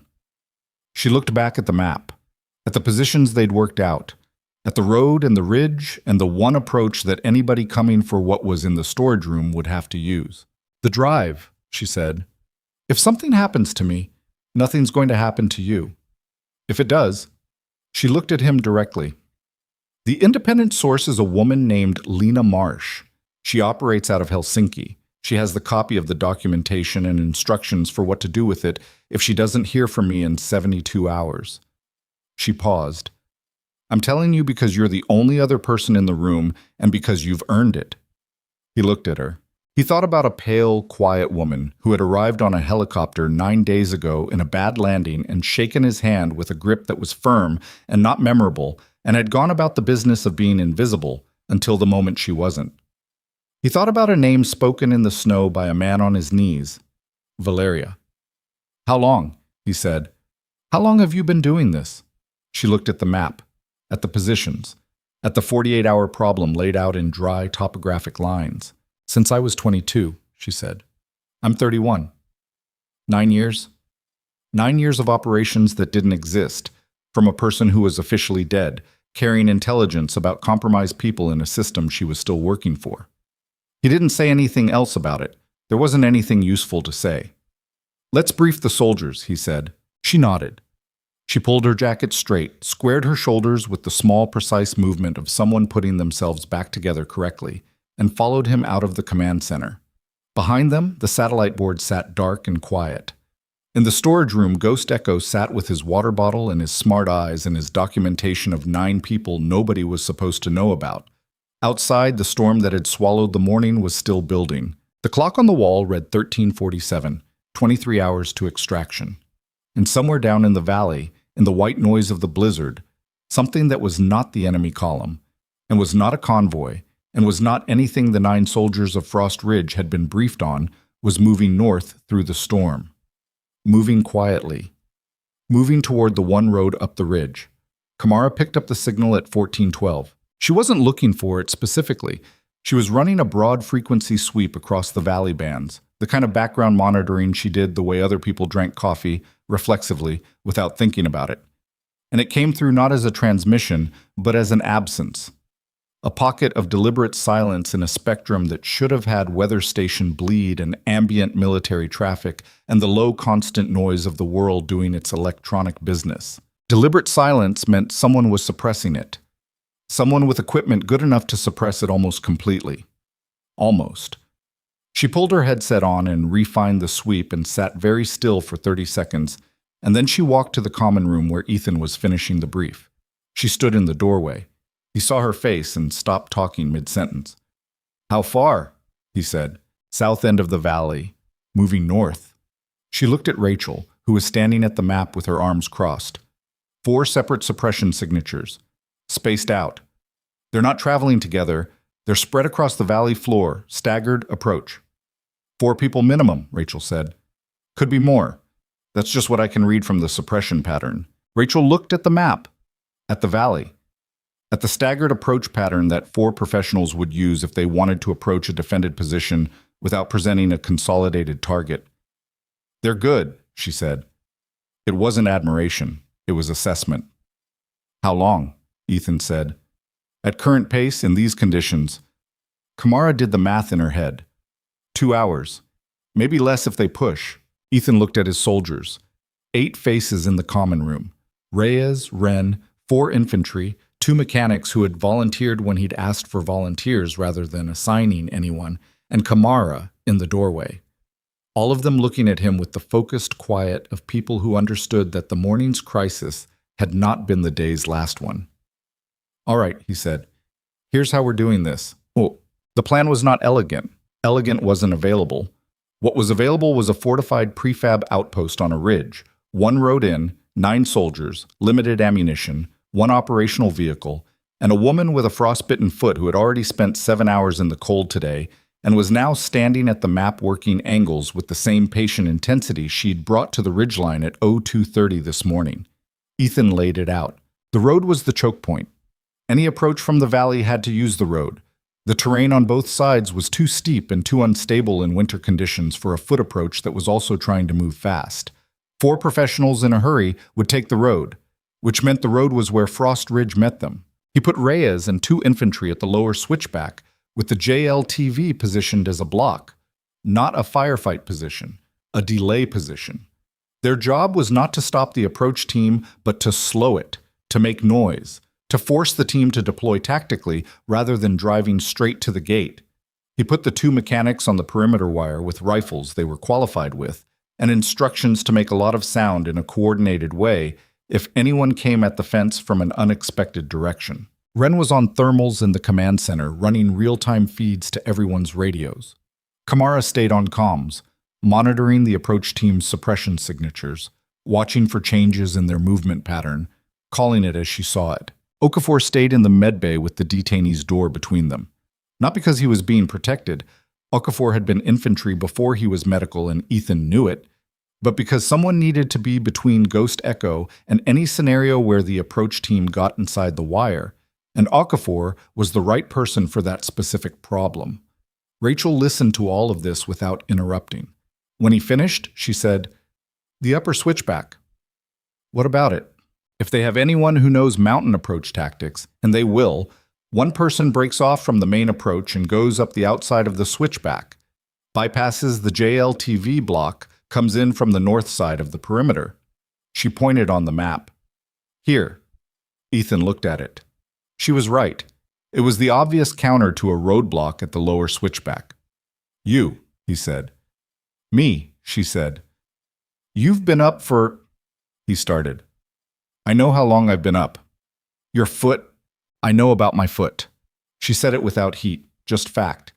"I'm not running a 7-hour static hold. I'm covering one approach angle for 2 hours, maybe less. I can do that." He looked at her, the frostbite, the hours in the hide, the chase through the valley, the debrief, the 40 minutes on the map. She looked back at him with the expression that had been consistent since the day she arrived, measuring, direct, slightly removed, except that something in it was different now and had been different since he'd pulled her out of the drainage channel. Something that wasn't the professional flatness she used as a default. Something that was aware of being seen. "You're not doing it alone," he said. "I work alone. Not tonight." He looked at the map. At the north perimeter. At the approach angle she'd identified. "I'll be on the perimeter gate. You take the angle. I'm 20 meters behind you. You're not cut off." She started to say something. "That's not a negotiation," he said. "That's the plan." She was quiet for a moment. "Okay," she said. The 2 hours felt like 20 minutes and like a week simultaneously. Ren called movement updates every 15 minutes. The approach team was professional. They moved carefully, used the terrain, didn't give Kamara's sensors much to work with beyond the original suppression signatures. At the 1-hour mark, they were 2 kilometers south. At the 90-minute mark, they were 1 kilometer, and Reyes reported engine noise on the lower road. "They're not all in a vehicle," Reyes said on the radio. His voice was steady. Cold, probably. Wind noise behind it. "One vehicle, sounds like. The others are on foot. I count possibly 3 on foot spread east and west of the road." "Copy," Ethan said. "Hold position. Don't engage until they're at the switchback." "Copy that." Rachel was in position at the north perimeter angle in a shallow depression behind the fence line that gave her a sight line down the slope and across the approach path she'd identified. She'd found it in 10 minutes, which told Ethan something about how she moved through terrain, not looking for cover, but seeing it, the way some people read text and some people read the space between words. He was 20 meters back at the gate, rifle up, watching the darkness and the snow. His radio was on low volume. He could hear Kamara's updates and Ren's thermal readings and the quiet of everyone else holding their positions and not making noise. At 16:08, things happened fast. Reyes's voice. "Contact. Vehicle stopped at the lower switchback. 2 personnel dismounting. No, 3. Armed, moving toward the block position." Then almost simultaneously, Ren. "I've got a heat signature on the north slope. Single person, moving up the outside of the switchback. Bearing?" He read the bearing. Rachel's position. Ethan keyed the radio twice. The signal for, "She's got it, hold your positions."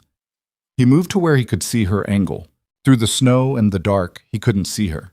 He could see the slope, the fence line, the approach path she'd called. He couldn't see the person Ren had flagged on the thermal either. Too much weather, too much distance. He heard from the lower road the sound of Reyes's position opening up, controlled, disciplined, short bursts, the sound of people who were trying to create noise and delay rather than casualties. Return fire came back almost immediately, louder, heavier weapons. The approach team was serious. Then, from the north slope, closer than he expected, a figure came over the fence line. Not at Rachel's position. 10 meters left of it, finding a gap in the wire that shouldn't have been there, but was a section where the posts had loosened in the freeze-thaw cycle, and the wire had dropped 6 inches, just enough for a person who knew what they were looking for.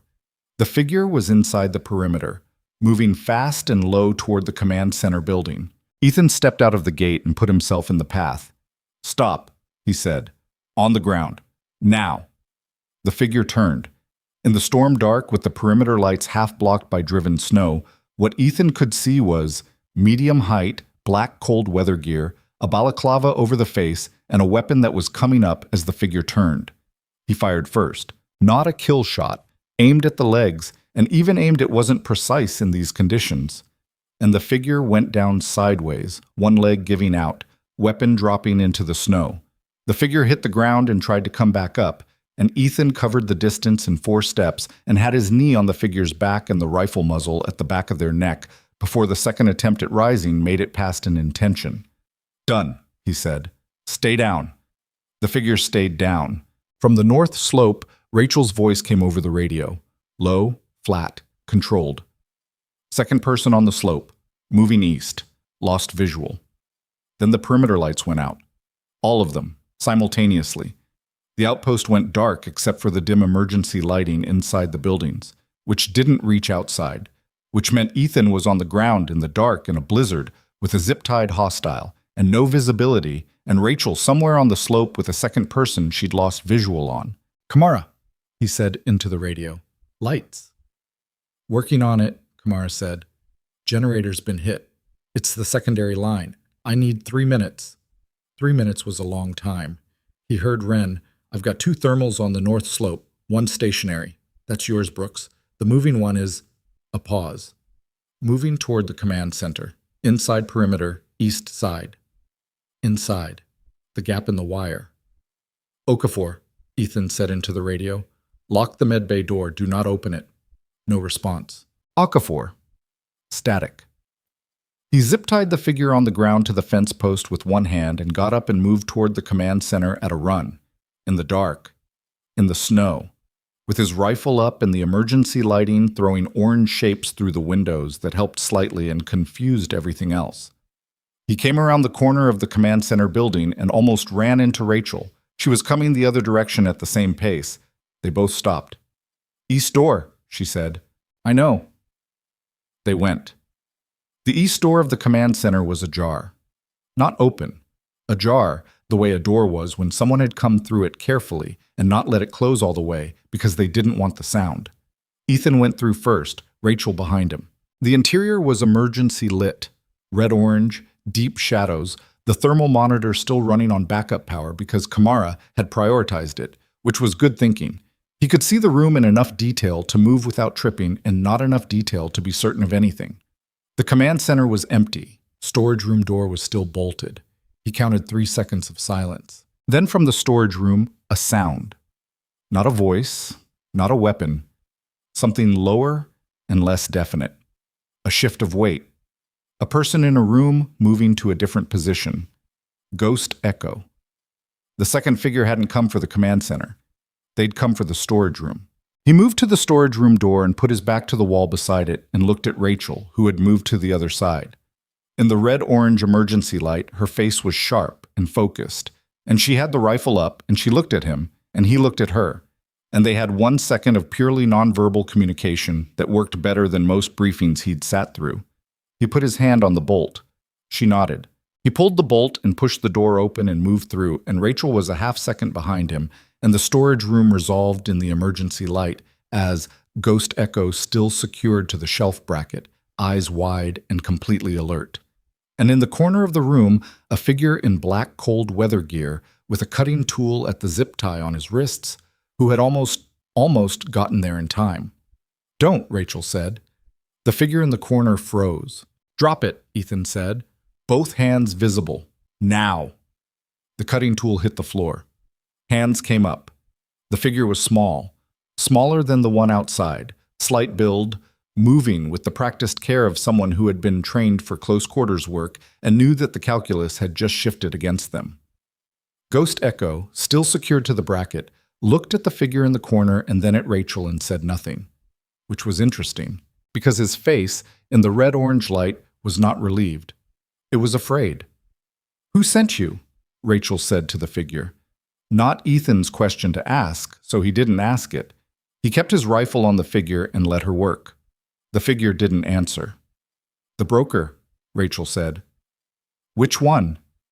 Still nothing. "You're going to tell me eventually," she said. "The only question is whether you do it here or somewhere with better lighting and worse options." She paused. "Here's better. For you. A moment." Then the figure said, in accented English, not Eastern European this time, something further east, "Shen." Rachel absorbed this. Ethan didn't know what Shen was. From her expression, she did. "Shen is operating in Alaska," she said, not quite a question. "For 8 months," the figure said. She looked at Ghost Echo. He looked back at her, and the fear in his face was not the fear of a man who was about to be rescued by his own extraction team. It was the fear of a man who had just understood that the people who came through the door were not there to save him. "You weren't selling to 2 parties, Rachel said. Ghost Echo said nothing. 3, she said. "You were selling to 3. The storage room was very quiet. The lights came back on at 1631. Kamar had bypassed the damaged secondary line and routed power through the tertiary backup and done it in 7 minutes rather than 3, which was better than she'd promised and worse than she'd wanted. And when the perimeter lights came up, they revealed the lower switchback standoff concluded, Reyes's position intact with no casualties and 1 approach team vehicle disabled, the east perimeter fence section where the wire had dropped now occupied by 2 secured figures instead of 1, and the north slope clear, 4 approach team members. All of them accounted for. Nobody dead. Nobody from Frost Ridge dead, which was the number that mattered. Ethan put Ghost Echo and the 4 captured approach team members in the storage room together, which was crowded and uncomfortable and exactly what they deserved.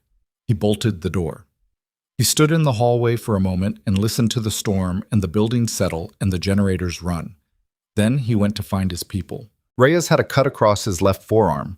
Wire, not a bullet, from the fence scramble in the dark.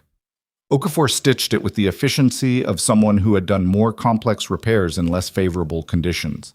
Reyes sat on the medbay table and watched the ceiling and didn't make a sound, which Ethan knew cost him something. "Good work on the switchback," Ethan said. "They were better than I expected," Reyes said. "We got lucky."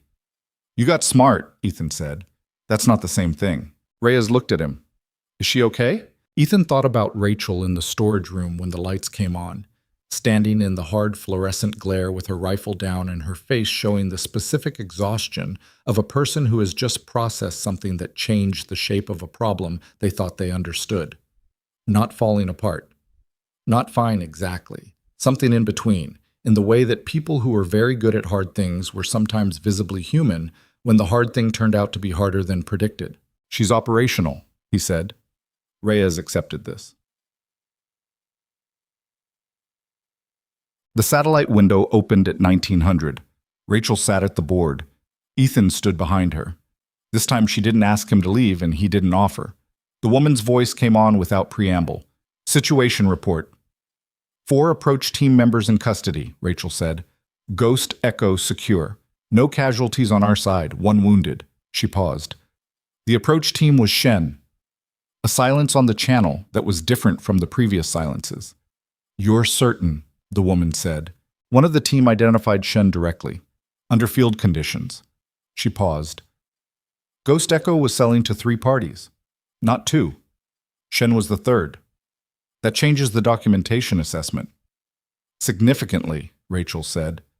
"Which means whoever you're looking for on our side may have been running point for Shen's acquisition rather than their own. It's a different profile." She waited. "I need you to look at it differently." "What are you suggesting?"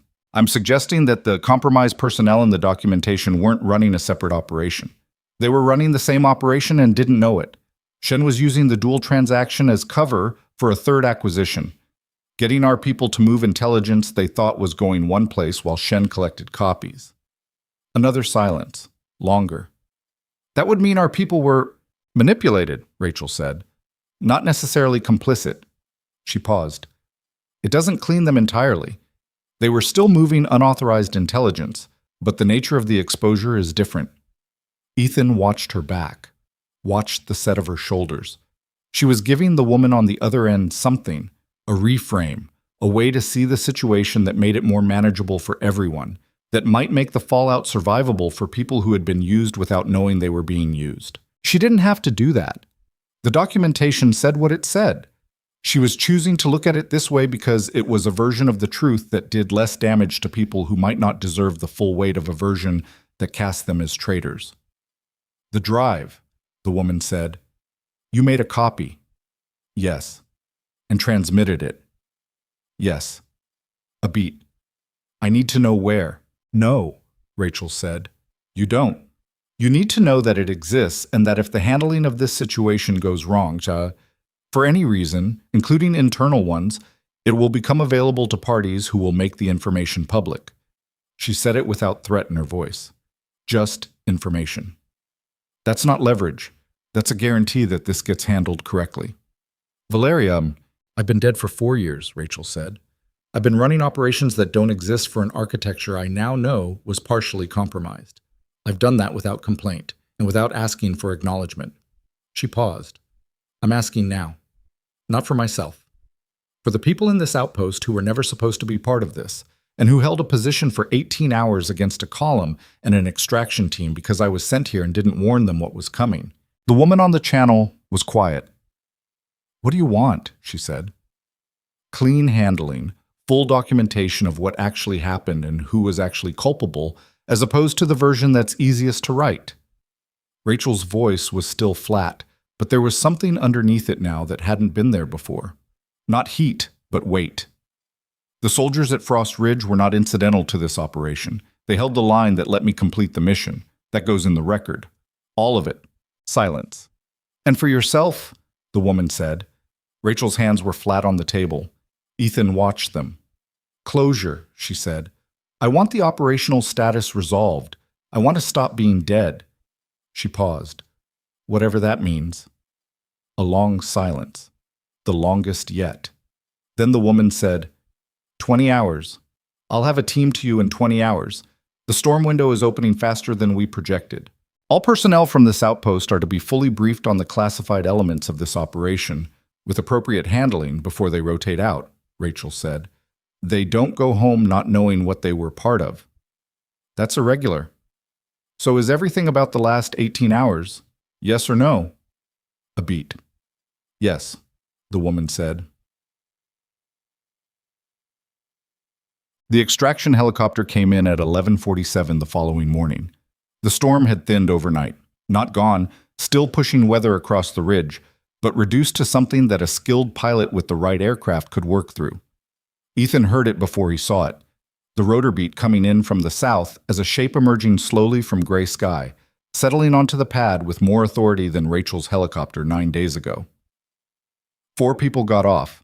2 of them Ethan recognized as federal-level handling, the careful suits and carefully neutral expressions of people who had done this before. The other 2 were armed, professional, and said nothing at all. They took custody of Ghost Echo and the 4 approach team members with the efficiency of a process that had been documented and organized from somewhere a long way away. Forms were signed, receipts were issued. Ghost Echo was walked across the pad in flex cuffs and put in the helicopter without a word.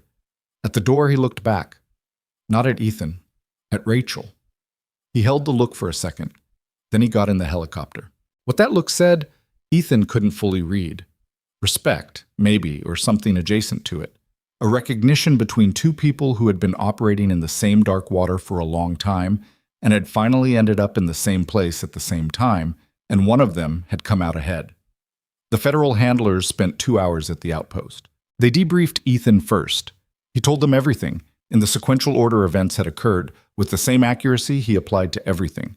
They listened, typed, ask clarifying questions in the way of people who already knew most of the answers and were checking their documentation against reality. When they asked about the copy of the documentation, he said he didn't have it, which was true. They debriefed Rachel in the command center with the door closed. Ethan didn't know what happened in that room. He stood in the common room and drank coffee and let his soldiers eat a late breakfast and tried not to think about what closure looked like when you'd been dead for 4 years and were negotiating the terms of becoming alive again. Reyes sat across from him. "What happens to her?" Reyes said. "I don't know. They're gonna let her just, go home? Does she have a home?" Ethan looked at his coffee. "I don't know," he said again. Reyes was quiet for a moment. "She saved us. Before any of this secondary team stuff before last night, she went out there at 02:30 and she held a column off by herself for 2 hours and she saved everyone in this building." "I know. Someone should say that on the record." "I put it in my report," Ethan said. "That's not the same as saying it." He looked at Reyes. Then he got up and walked to the command center door and knocked. One of the federal handlers opened it. He looked at Ethan with the blank professional expression of someone who was in the middle of something and didn't welcome interruptions. "I need 2 minutes with Specialist Hayes," Ethan said. "We're in the middle of 2 minutes," Ethan said.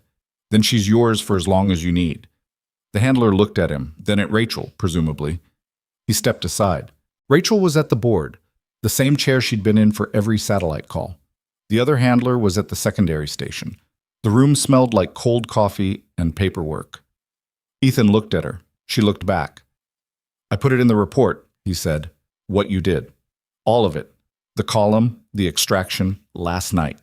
It's in my report, and it'll go in the permanent record, and I made sure the language is specific enough that it can't be summarized away." She said nothing. I know that's not why you did it," he said. "I know it doesn't change what the last 4 years were. But it's there." He paused. "You're not invisible anymore. Not to the people in this outpost." She looked at him for a long moment. Her jaw moved slightly. The small, controlled movement of someone managing something they weren't going to let out in this room, in front of these people, in this context. "Thank you," she said. It was the first time she'd said it without any of the flatness underneath. Just the words, at normal volume, carrying what they were supposed to carry. He nodded. He looked at the handler. "She's yours." He walked back out. The second helicopter came at 1400. This one was for the soldiers.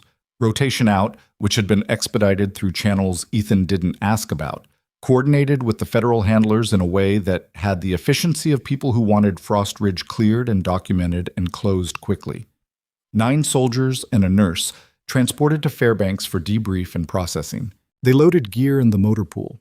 Reyes made the coffee, the last pot, terrible as always, distributed in travel cups with the resigned generosity of people who were not going to miss a place, but were going to miss something about it. Wren shook Rachel's hand with the solemn earnestness of a 19-year-old who had decided she was the most impressive person he'd ever encountered, and wasn't sure how to say that without embarrassing himself. Okafor gave her a written aftercare sheet for the frostbite. Specific instructions, water temperature for the soaks, what to watch for, who to see. He'd clearly typed it from memory because the outpost printer was still on the temperamental generator, and he hadn't wanted to risk it. She folded it carefully and put it in her jacket pocket. He watched her do it. "You'll actually follow it," he said. It wasn't quite a question. "I'll actually follow it," she said, "because the alternative is losing the toes." "I know." "Okay." He looked at her for a moment. "You're a good nurse for what it's worth. The actual nursing. When Reyes had the trench foot, you were precise and quick, and you explained what you were doing without making him feel stupid." He paused. "That's not nothing." She looked at him. "No?" she said. "It's not." He picked up his kit bag and went. She stood in the common room for a moment alone. The table where she'd eaten every meal at the far end, back to the wall. The chair she'd used. The coffee machine that made terrible coffee. The thermal monitor in the command center, still running, still showing the valley. Empty now. The blizzard track reduced to scattered snow, the road visible in stretches where the wind had scoured it clean. No column, no signatures, nothing moving, just the mountain. She stood there for maybe 30 seconds. Not long. Long enough. Then she picked up her kit bag and the long, narrow equipment case and walked out to the pad. The flight to Fairbanks took 2 hours. Ethan sat across the helicopter from Rachel. The noise made conversation difficult, and neither of them tried very hard. Below them, the mountain shrank. Frost Ridge becoming a feature of a ridge, becoming a feature of a range, becoming part of the enormous white geography of Alaska that didn't care about columns or extraction teams or intelligence assets or quiet women who ate alone at the end of tables. He watched her look out the window. She had her kit bag on her lap and the equipment case between her feet. Her hands were in her pockets. She looked at the mountain until the cloud cover took it, and then she looked at the cloud cover. He thought about what closure looked like. He thought about being dead for 4 years and carrying a drive with compromised names in your jacket pocket and eating alone at the end of the table in every room because that was the posture that had kept you safe long enough to still be here. He thought about a woman on the other end of a satellite channel saying your name like it was a file number. Valeria. He leaned forward. "What do you actually want?" he said, loud enough to carry over the rotors. "Not for the soldiers, not for the record, for yourself." She looked at him. For a moment, she didn't answer. The helicopter moved through weather and the light changed and her face was in shadow and then wasn't. "Something quiet," she said, "for a while." He nodded. She looked back out the window. "Maybe a different name," she said. He didn't ask which one. That wasn't his question to ask. Below them, the mountain was gone. What? The debrief in Fairbanks took 3 days. At the end of the 3rd day, a woman Ethan had never seen before came to the debrief room and handed Rachel a folder. They spoke quietly for 10 minutes in a corner while Ethan read a 3-month-old magazine and did not listen, which was an active effort rather than a passive one. When the woman left, Rachel came and sat across from him.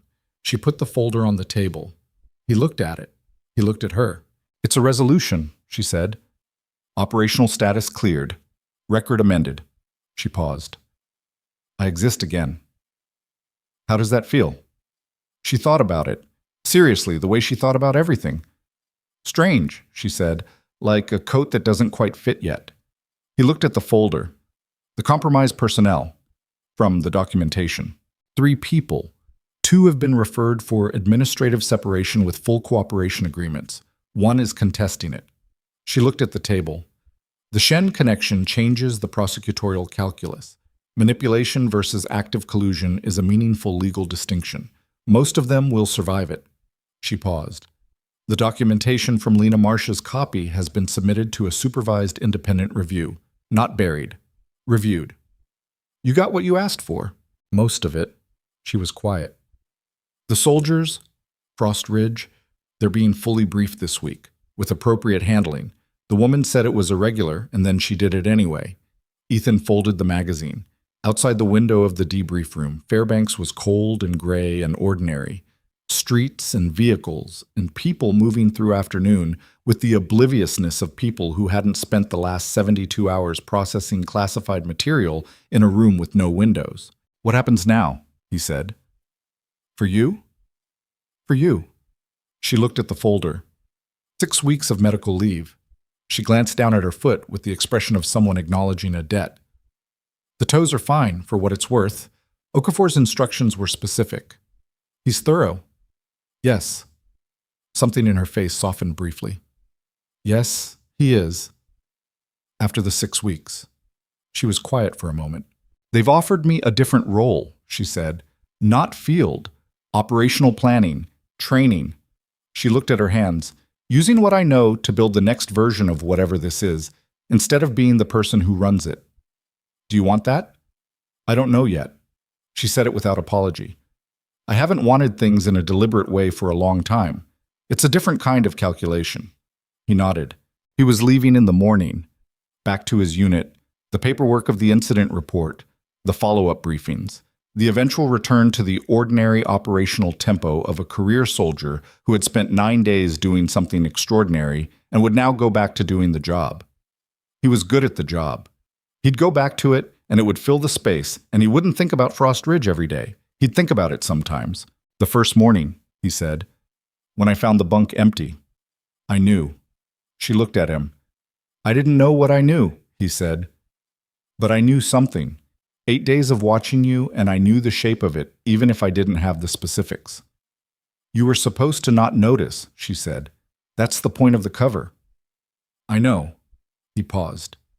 You're not very invisible when you're actually doing your job.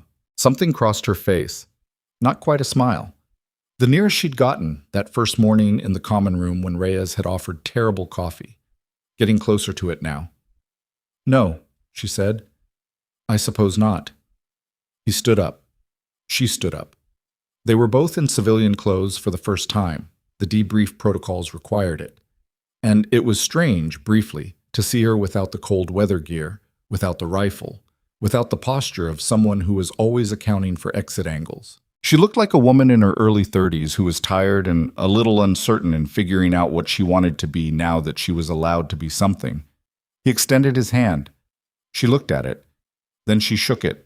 The same firm grip as the first time, nothing memorable about it, except that it was different because they both knew it was. Take care of the foot, he said. I will. And eat something that isn't standing up. She looked at him for a second. Then, for the first time, fully, a real smile. Small, brief, more surprised than intended, like it had gotten out before she could manage it. All right, she said. He picked up his bag and walked out.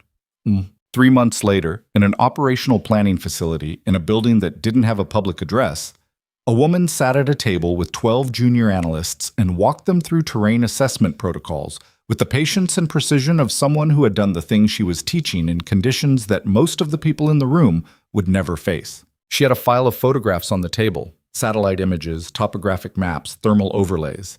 She moved through them with a pencil and a flat voice that carried exactly as far as the room required and no further. One of the analysts asked how you knew, in the field, when your position was compromised. She set the pencil down. She thought about a drainage channel on a frozen ridgeline in Alaska, about a thermal signature that was almost nothing, about the cold work of being invisible long enough to matter. You don't always know, she said. That's the honest answer. You build your positions well enough that compromise comes late. And when it comes, you've already planned where you're going next. She looked at the photographs. The preparation is the protection. The work you do before anyone arrives is the work that saves you when they do. The analyst nodded and wrote something down. She picked up the pencil. She had a name on her badge that she was still getting used to. Not Hayes, not Valeria. Something in between. Something that felt, slowly, like it might fit. Outside the building, the world went about its business. Traffic and weather and people who would never know about columns stopped on mountain roads, or extraction teams found in the dark or quiet women who held entire ridgelines by themselves until someone else could hold them too. She kept teaching. It was not the ending she would have written for herself, if she'd been writing. It was the ending that was available after everything that had happened, and it was more than she'd expected, and on the days when the foot ached and the old habits reasserted themselves, eating alone, back to the wall, watching the exits, she thought about a common room at the top of a ridge and 9 people who made space for her at their table, even after they understood what she actually was. That was something. In a life that had been built around the absence of something, it turned out to be enough. The person nobody sees is often carrying the most. They're not invisible because they have nothing to offer. They're invisible because they learned somewhere along the way that being seen costs too much. What they carry for everyone. And when the moment comes, they're already in position.